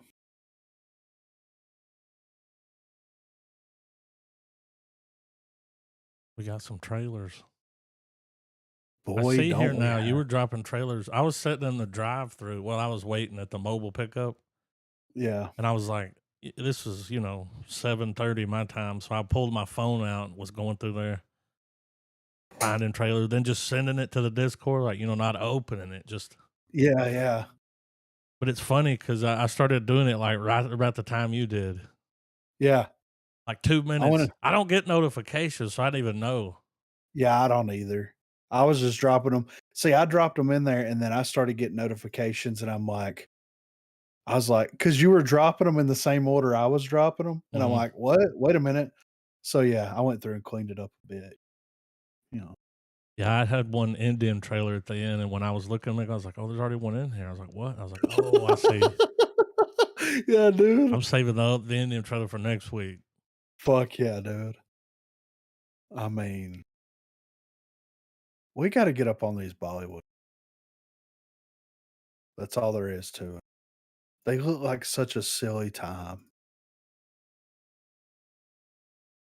Is this the Gelma? So, is she getting her own an Well, now adult they're animated saying comedy? there were articles, in the last couple of weeks that were like, "Velma's gay." Well, if everybody knew that, it's like, well, kinda I mean, I suspected it, I mean She did like to hang around Daphne a lot. yeah. Mm. How was all Alright, before we get into it, thoughts on Velma? Let me pull her up. I mean, from watching the cartoon, like, a lot of people didn't like Velma because she was, A the bookworm, nerds. kinda Yeah, but she was my people, you know? yeah, I liked Like, the chick that played her in the movie. oh my god. Yeah, definitely hotter than the cartoon. Speaking of that, I got requested to put both of the live action Scooby-Doo movies on the Plex server, so they're both on there, just so you know. Even the one with Sugar Ray. Every So morning. The so, only downside to this show is that, Mindy Kaling. You ah, remember she had that a few shows and none of them really went over well, and yeah. I think she's behind this. This is her. So it's not gonna last long. Velma Dinkley? I didn't know that was her last name. Well, let's check it out. All right, 3, 2, 1, play.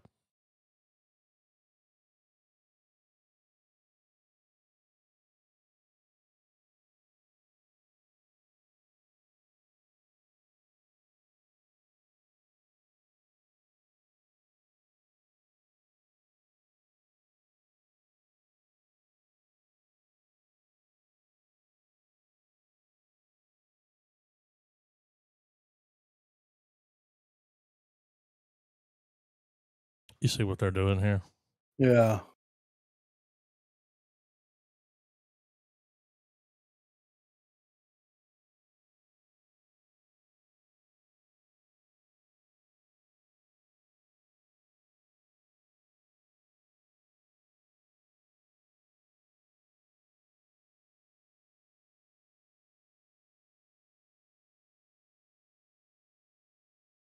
Swap board, check. Yeah.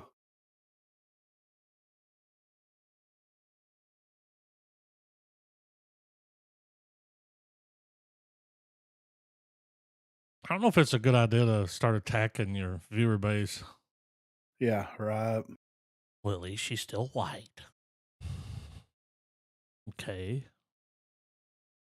Yeah, that was kinda weird. it is. Like, what? Yeah, I'm kinda speechless at that. Yeah, we'll see what the viewership Yeah. looks like on that. I'm Probably sure not a it's good gonna way to go go over. in. Yeah. Jordan Yeah. Peele. Yeah, that's why I dropped this in here because Key and Peele's doing this on Netflix. Wendell and Wild. It's animated. Right here. It looks like Key and Peele had a movie, baby, with Tim Burton. All right. Ooh, movie baby. But I'm ready. All right. 3, 2, 1, play.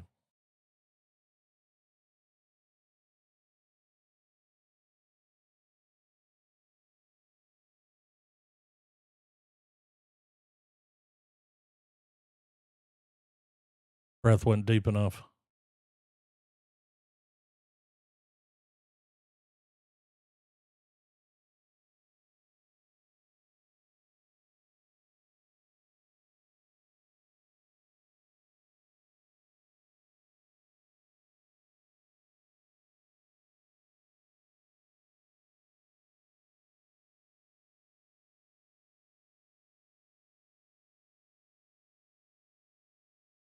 Oh yeah.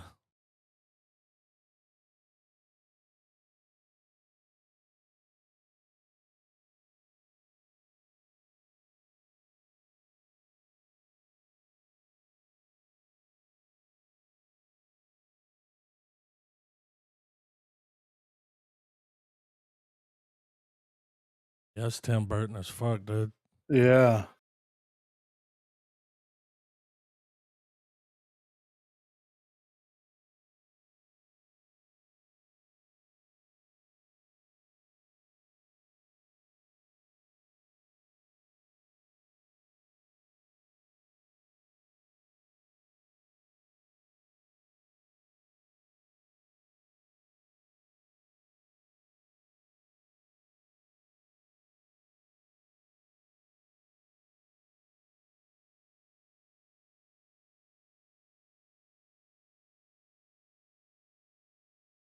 Lyric? Lyric Ross. That's Rick Ross's son. Is it? I don't know.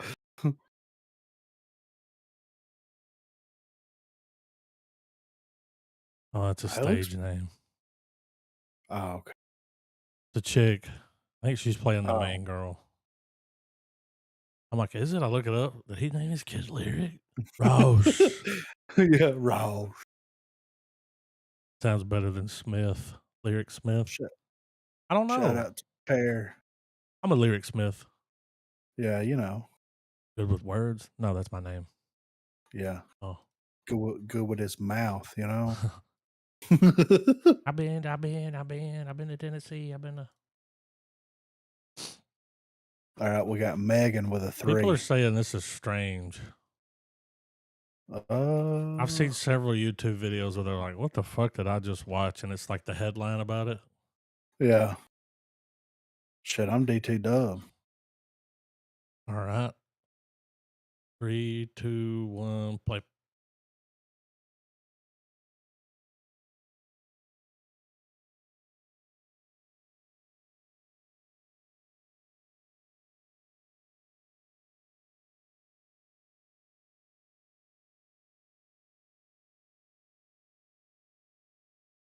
James Wan? Just one more. Ooh. Hmm.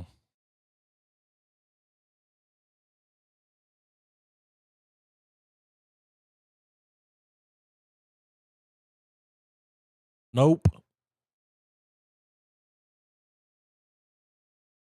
Why does it have her voice? Yeah, I don't know.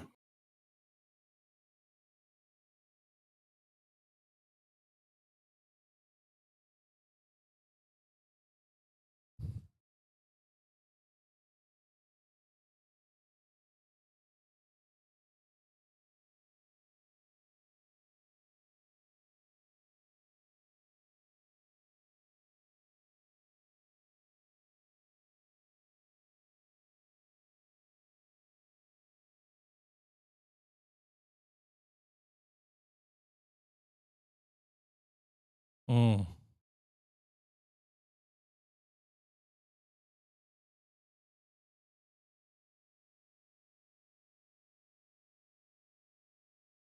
Uh-oh.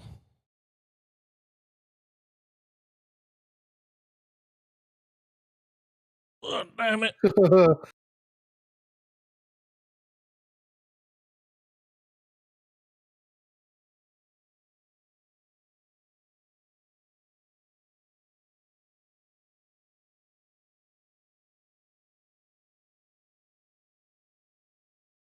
So it's Chucky. Yeah. What's What the that fuck was dance? that?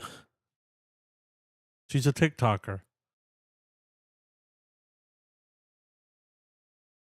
It's pretty fucking creepy.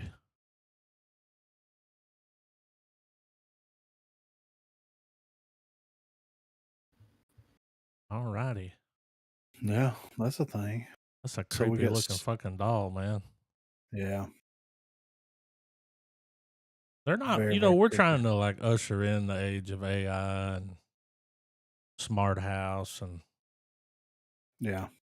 all this stuff. Just makes me want to be like, nah, I'm good. I don't Dude, want no speaking robot of walking around my house. that, you know how I have this fear of like having machinery put into my body? Yeah. We've talked about this several times. Yeah. The most fucked up part of the fucking Hellraiser movie was that fucking thing. I'm like, this is what I was talking about. That's what I'm talking about when Yeah. I'm talking about having machinery put in my body. I don't want anything put in my body because of that. I was like, what the fucking pacemaker's this shit, Dude, I don't want it, man. I don't want the fucking machinery put in my body. And that's what happens when you go into a dwarven ruin on Skyrim without the right equipment. The way that thing floated Yeah. down and just fucking wham, like went into his body, I was like, God damn, fuck that. I'm done. But anyway, Blockbuster. Y'all remember we read an article about this, a movie about the last Yeah. Blockbuster? Been a Yeah. while. But Been a while. yeah. All right. 3, Netflix. 2, 1, play.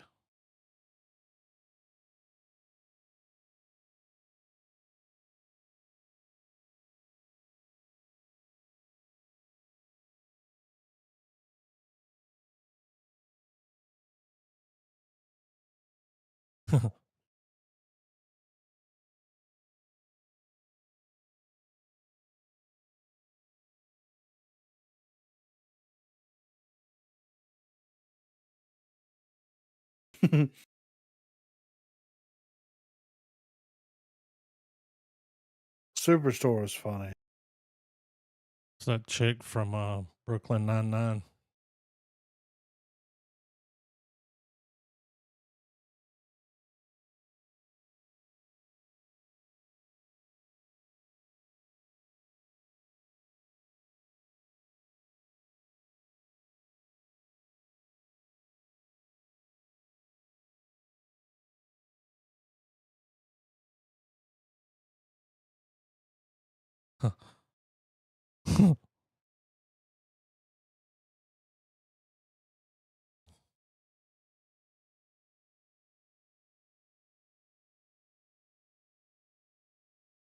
I can see the table of writers that wrote this. Yeah, right.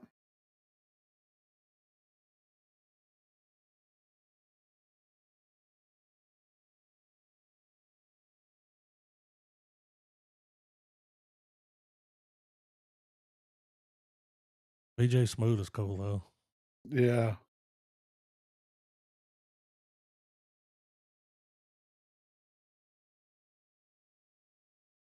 It's shot like one of those TV shows. It Yeah. almost looks like a TV show.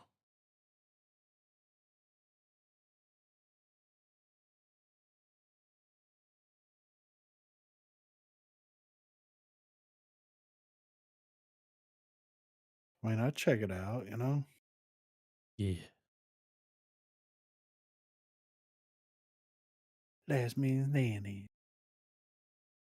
Here we go. Hanani-balai-ado.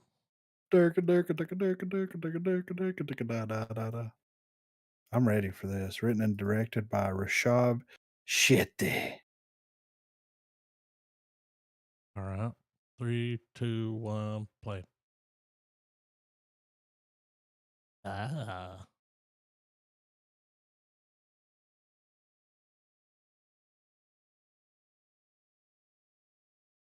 I don't even turn the subtitles on.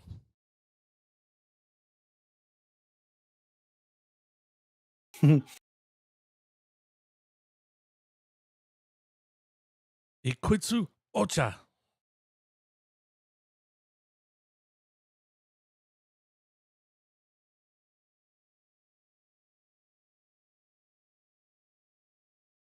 He's like Bushman. Sound like you're in the fucking bush.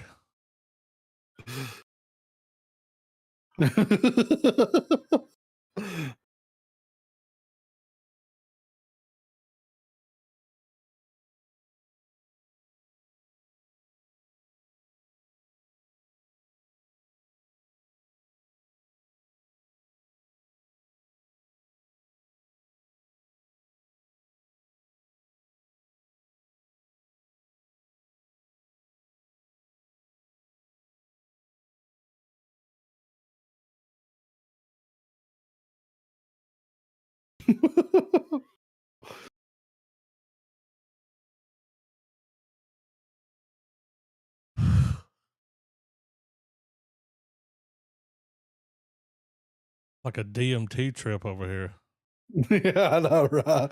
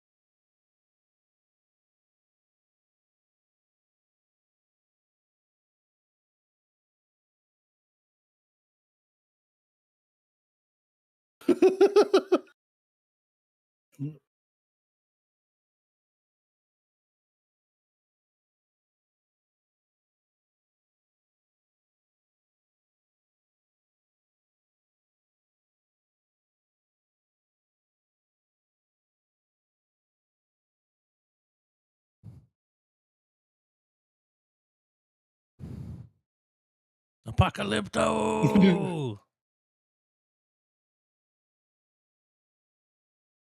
It looks like they're using like 12K cameras. Yeah, I The know, quality, right? like, this is what we've been waiting on. Yeah. John Travolta versus Bruce Yeah. Willis. I mean, this is the feature. You know how they came out was like Travolta's going to retire. I mean, Bruce Willis, because he can't remember the lines. He's got this. I'm like, he's always been kind of known for not reading the scripts. And I'm like, Yeah, is that so just his way of lines? Yeah. Absolutely right. But I'm super excited. We might have to podlock this one, guys. This is like, I hope it's like Face Off Yeah. without Nicolas Cage. But I'm ready. Let's do it. Take me down. To Paradise City. Yeah, 3, 2, 1, play. Where the grass is green and the girls are pretty.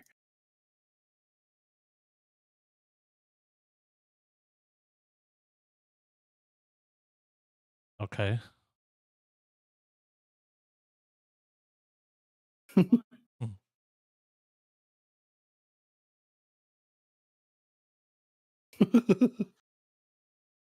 Man is my prisoner.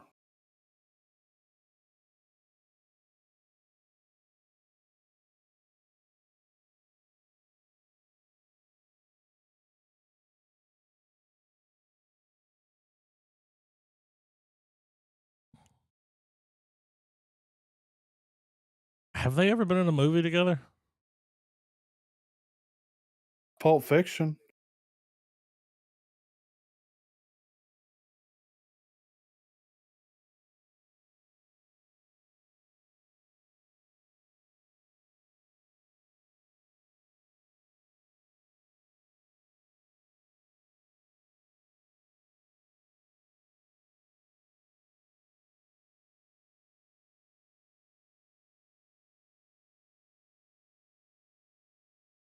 That's right. It's Payback.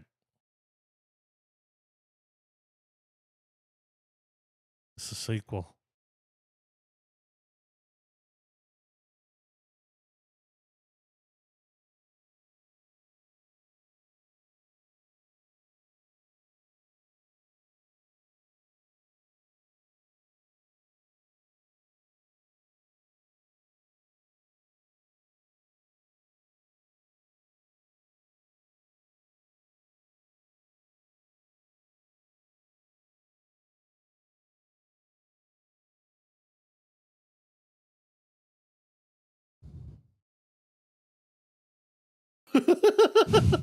Dude, we've got to watch this on the pod, man. I'm a I little mean, OCD. we've got to do it on the pod, man. It's got to happen. It's got Steven Dorff in it. Got the Dorff. North London. We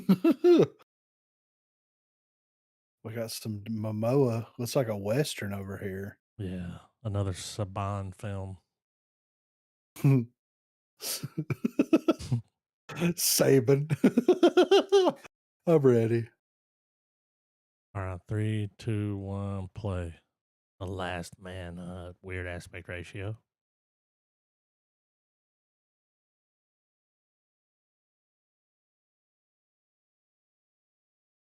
You got a reckoning coming.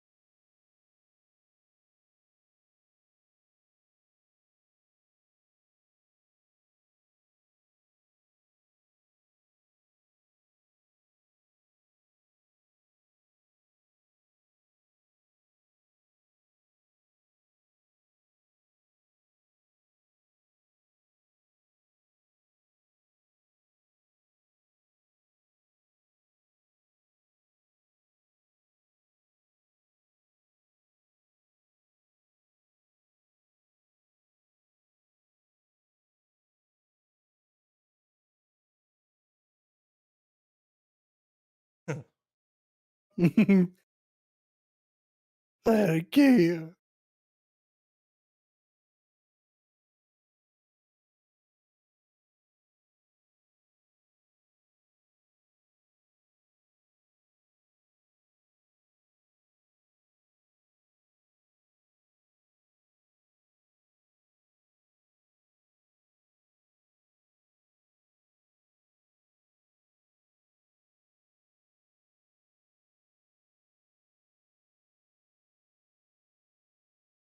Looks pretty good, man. Straight to digital.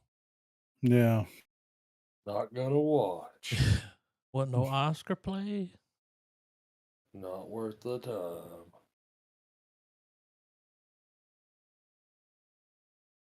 Got some Timothy Chalamet going on here. Bones and all. We eating fish? Fuck, I hope not. Alrighty. 3, 2, 1, play.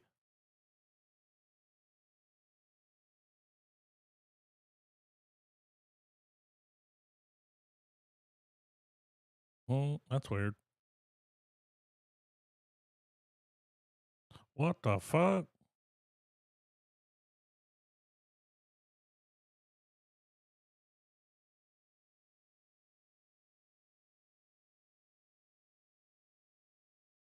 Good and gone, not just gone. Are they cannibals?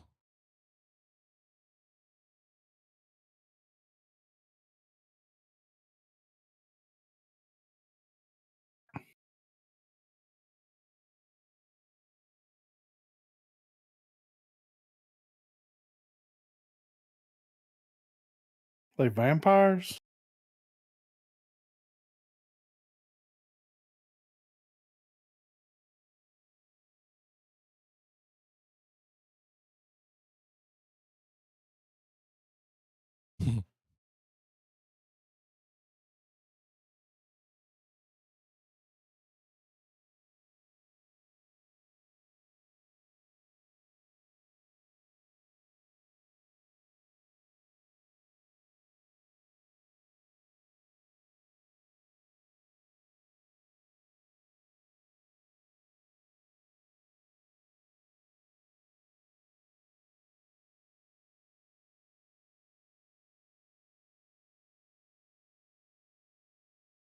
Oh shit.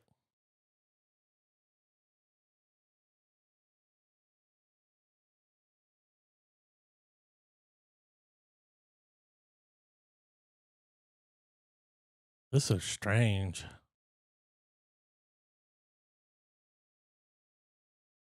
I smelt you.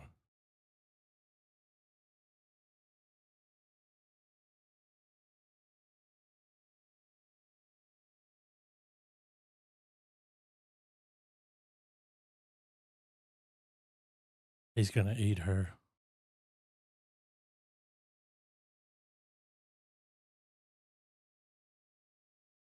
Mm-hmm.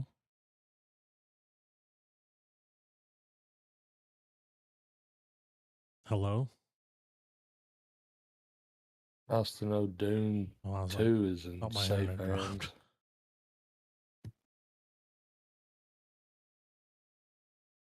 That was interesting, to say the least.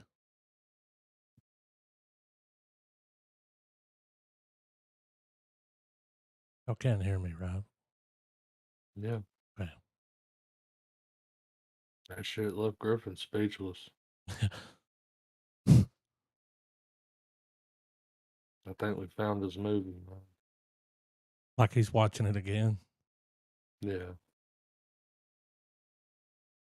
No, he's looking up like the release date, budget, the writer. Oh, I think he might be gone. Oh yeah, yeah. He gone, He had a Griffin. phone call. He put it Mm. in general. I don't get the notifications because when I have a OBS open, it puts Discord in streamer mode so it don't make any noises. Yeah. But I'm gonna move on to the next trailer here. Peripheral. No,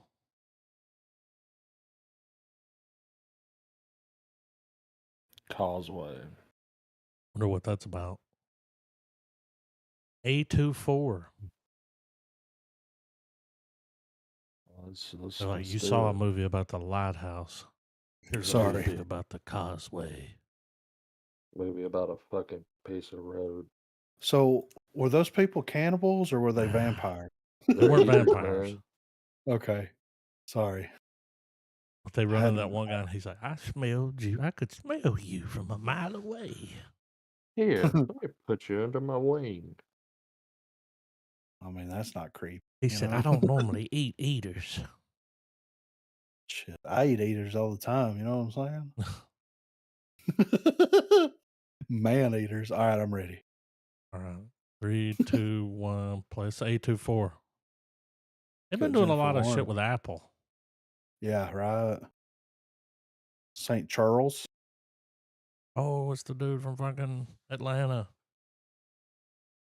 He was in the Eternals, but Paperboy. She looks different.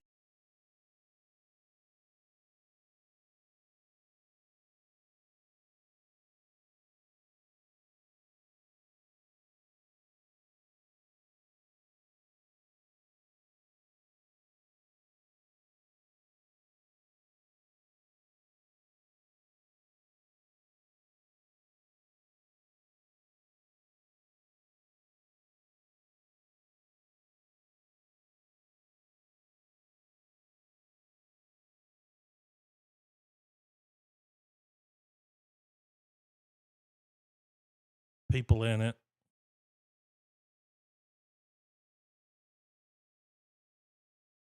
Why is she wearing a one piece? Stretch marks.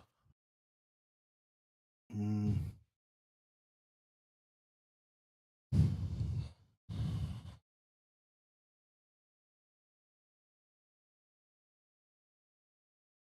I don't know what's going on. think she has a brain tumor, maybe? Yeah, that doctor was like,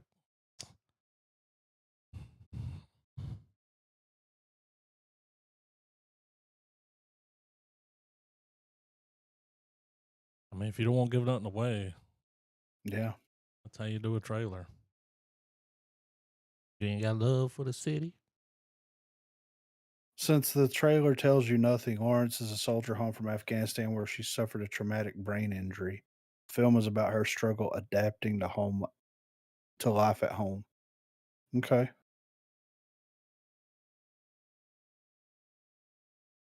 I didn't get that at all. Well, would have been a nice surprise. Someone on the comment section was like, "Nope, gotta tell them, gotta let them know." Must be based on a book or something. Yeah. I think this is a TV show. Yeah. The Peripheral. Yeah. It's got the chick it's got Hit Girl in it, right? Mm-hmm. Yeah. We got you. Yeah, I'm I was unstoppable. I was fixing to do it. Game over. I'm ready. This will be on Amazon Prime. Sci-Fi season 1. Let's see. All right, 3, 2, 1, play.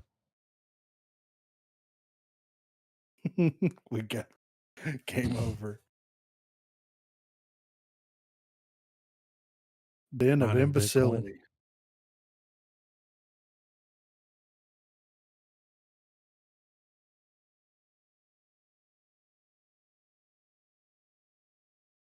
So it's going to be a serious cutting edge. Is that the dude from Midsummer? I don't know though, but like Seth Rogen. Clearly we're in the country, right? Yeah. People don't All really right, do now VR. it's on you. It's on your head now. Try to log into Facebook. How did I get my email on this thing? It is the guy from Midsummer. Where's Outlook Express? What was that VR movie? Ready Player One. Yeah. We're doing a serious. Well, isn't that the Matrix? It's so real. But it's not. Until it is. Just to find out that it's not. Well, That's so good. funny. I was like, it's all the. In my mind, I was thinking this is all the bad ideas of Westworld.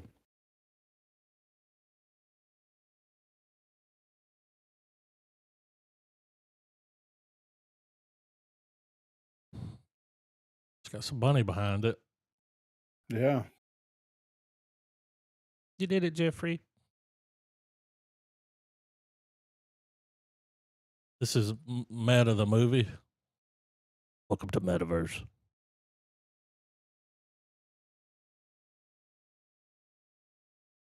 Included with Prime. Looks interesting. Creators of Westworld. I guess they couldn't get it on HBO. Yeah. Well, after that Velma trailer, I can imagine why. Oh, yeah. Now, if this is available, we have got to watch this during December. Oh, yeah. This looks fucking incredible. I haven't watched it. All right, so directed by Norwegian director Tommy Wirkola, which did Hansel and Gretel, Witch Hunters, and Dead Snow franchise. It's produced by blah, blah, blah. The original screenplay is by Pat Casey and Josh Miller, the writers of Sonic the Hedgehog. Oh. Keep that in mind. The writers for Sonic the Hedgehog and the director for Dead Snow. Clearly not a comedy, right? It's a comedy. Rated R. It's yeah, action, comedy, crime. This comes out in the theaters December the 3rd, but if it never know. Yeah, right. I'm so ready for this, man. All right, let's give it a spin. 3, 2, 1, play. They've been pushing it pretty hard on Twitter and TikTok and everything, like ads for it. Yeah.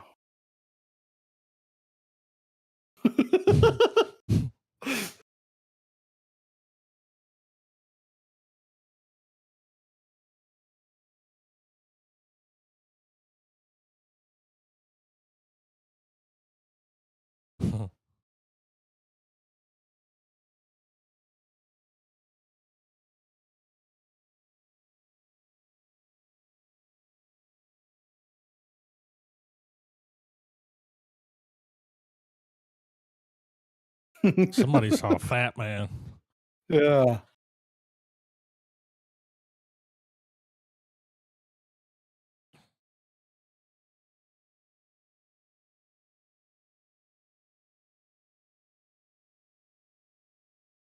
Well, he's just on the job, Yeah. gluten free.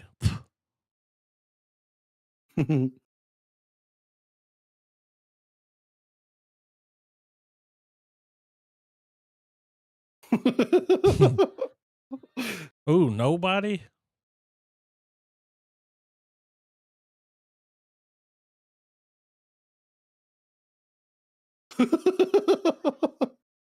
I can't wait.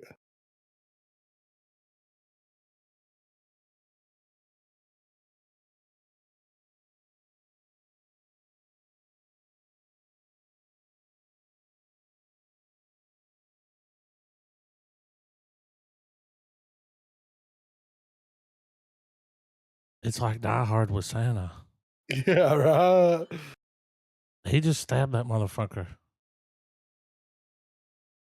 with a candy cane.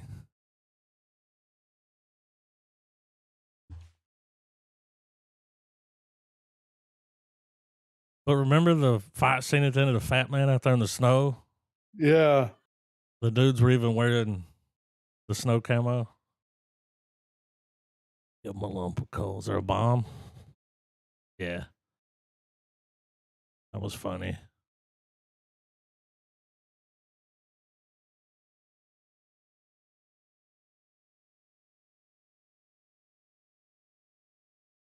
He stepped his shit.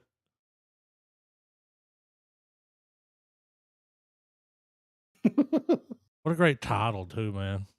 Violent Night. Yeah. Come on now. How nobody ever come up with that? Yeah.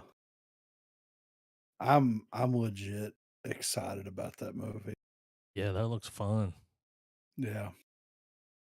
Like Now I you have know the Santa Claus with Tim Allen. It's like a straight up rated R. Yeah, right. You know. And he's just fucking showing up and showing out, dude. He's like, "You're on my nice list." When I gotta It's so watch. yeah. I haven't watched this next trailer at all. I've been podlocked on it, you know? Mm-hmm. So this is gonna be my first impressions of the Super Mario Brothers trailer. The little kid in you's about to smile. Shit. I'm ready then. All right, 3, 2, 1, play.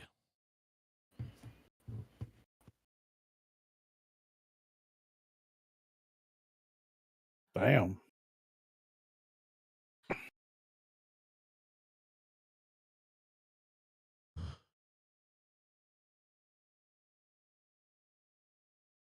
When they said Jack Black was playing Bowser, I was like, how's that gonna work? Jesus.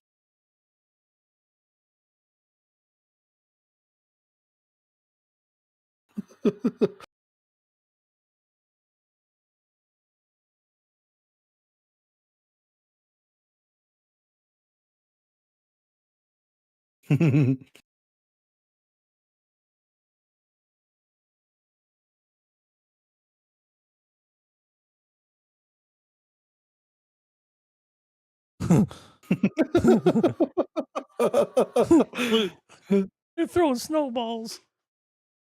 Look at this.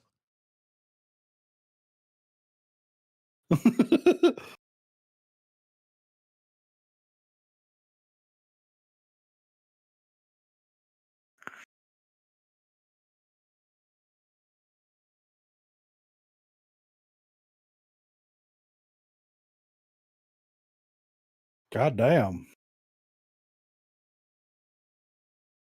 Oh shit.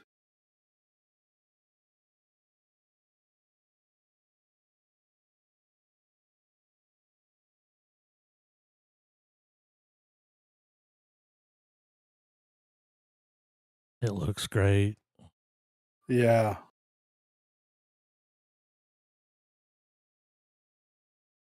It's got that Sonic the Hedgehog animation style like that.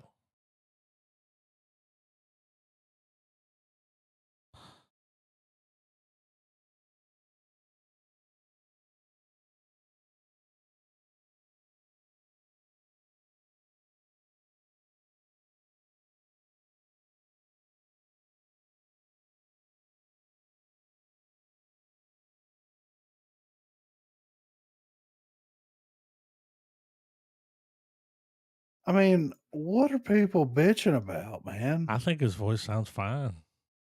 Yeah, I mean, you can't go stereotypical Italian. That would be insensitive, That was right? Michael Key, Keegan Michael Key doing Toad. Oh It didn't even shit. sound like him. No. I like what they did with Jack Black's voice. Yeah, Like, it sounds like he went for a lower pitch, but then they kind of pitch shifted it down a little bit more, put a little hmm effect on it. I like that a lot. Well, But it doesn't sound like Jack Black just being Jack Black. It sounds like like you can tell he yeah. gave You enough hear of him a in there, shit. but Like yeah, he's trying to play Bowser. yeah. I mean, he's taking it serious, man. It's fucking Mario, dude. Like, you know what I mean? yeah, Like, I can't believe people are fucking bitching because of Pratt. Like, fuck that's him. so They just stupid. don't Yeah, like him. dude. Because he's a Christian. I mean, Who cares? The fucking penguins from Mario 64. That shit was funny. That's gonna be great. I'm pretty excited about that. I was talking about this at work, and I'm wondering if their approach to Mario showing up at Mushroom Kingdom, I wonder if we get like a really, really incredible opening of the movie with Mario beating Donkey Kong. Seth Rogen. I mean, And then by doing that, find one way or another, he gets taken out of New Donk City and he's in, you know, roll the the next 90 minutes. the Mushroom Kingdom. I mean, I don't know, dude, but Because clearly we're going to see, he's going to meet Peach. yeah, It's going to be the big first for everybody. yeah, But I'm excited.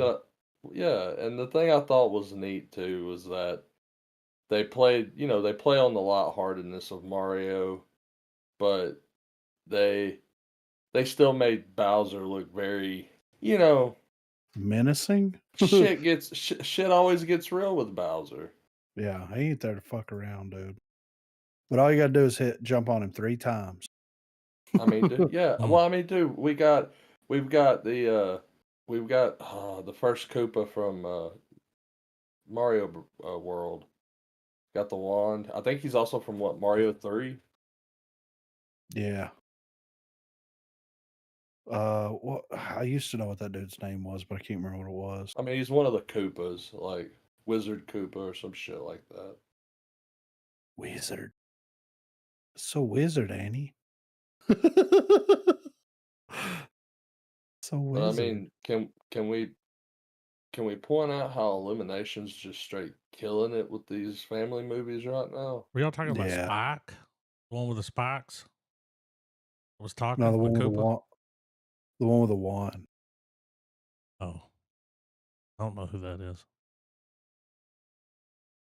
Uh, But Sebastian Maniscalco does the voice for Spike. it's Comic. Comic the Magic Koopa. Kamek. Kamek? Isn't it? Or I'm trying to. He's either from Mario World or he's from Mario 3. Kevin Michael Richardson's doing the voice for that. I don't know who that guy is. Because it's the one where you get the wand and then it has that Yeah. whole sequence where you're falling.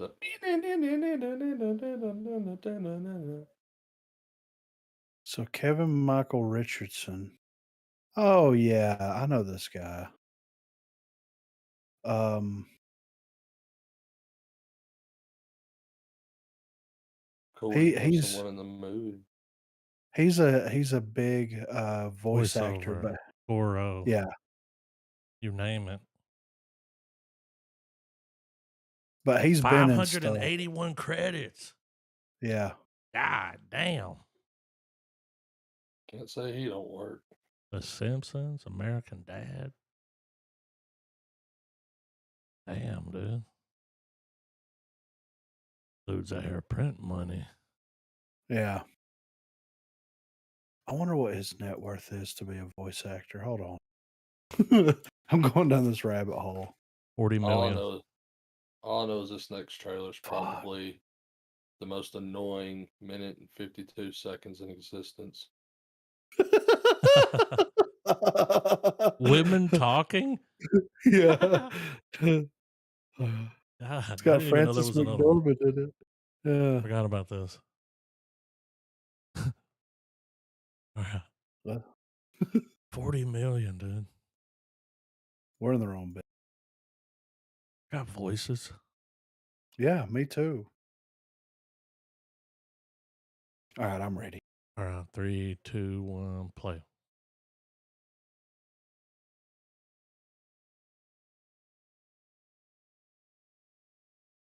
Sounds Mhm. about right.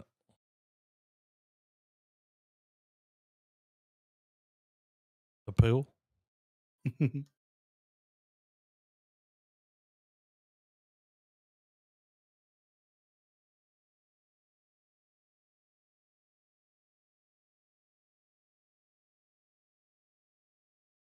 What in the Handmaid's Tale's going on here?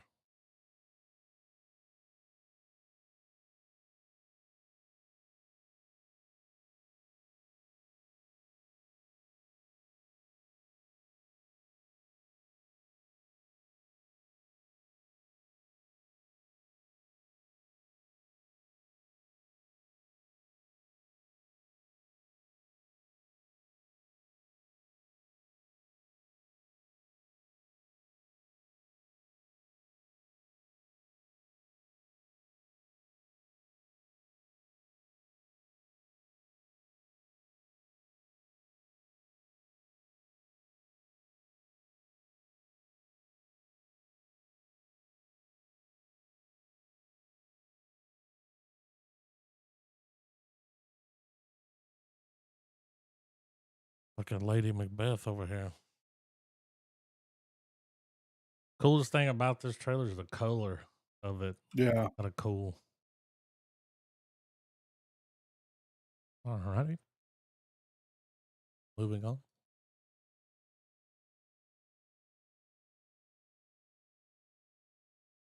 No comment. You made a comment at the beginning.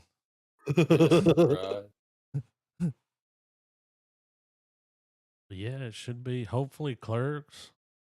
And, you know, if that for some reason does fall through, we'll still have Werewolf by Night and the Yeah. shows. The season finale. They're like, you don't want to miss this. Yeah. Oh, yeah. I think what they Okay. were talking about, the runtime is all together. Because a lot of the shows would have like shorter episodes. And then some would be a little longer than, you know, they like a lot of the Yeah. Marvel shows, it wasn't like all of them were 30 minutes or Yeah. 35, you know. Like they mean all together runtime, Yeah. I think. Right. Yeah. Hopefully Clerks 3. Yeah, I'm excited, man. I mean, checks in the mail.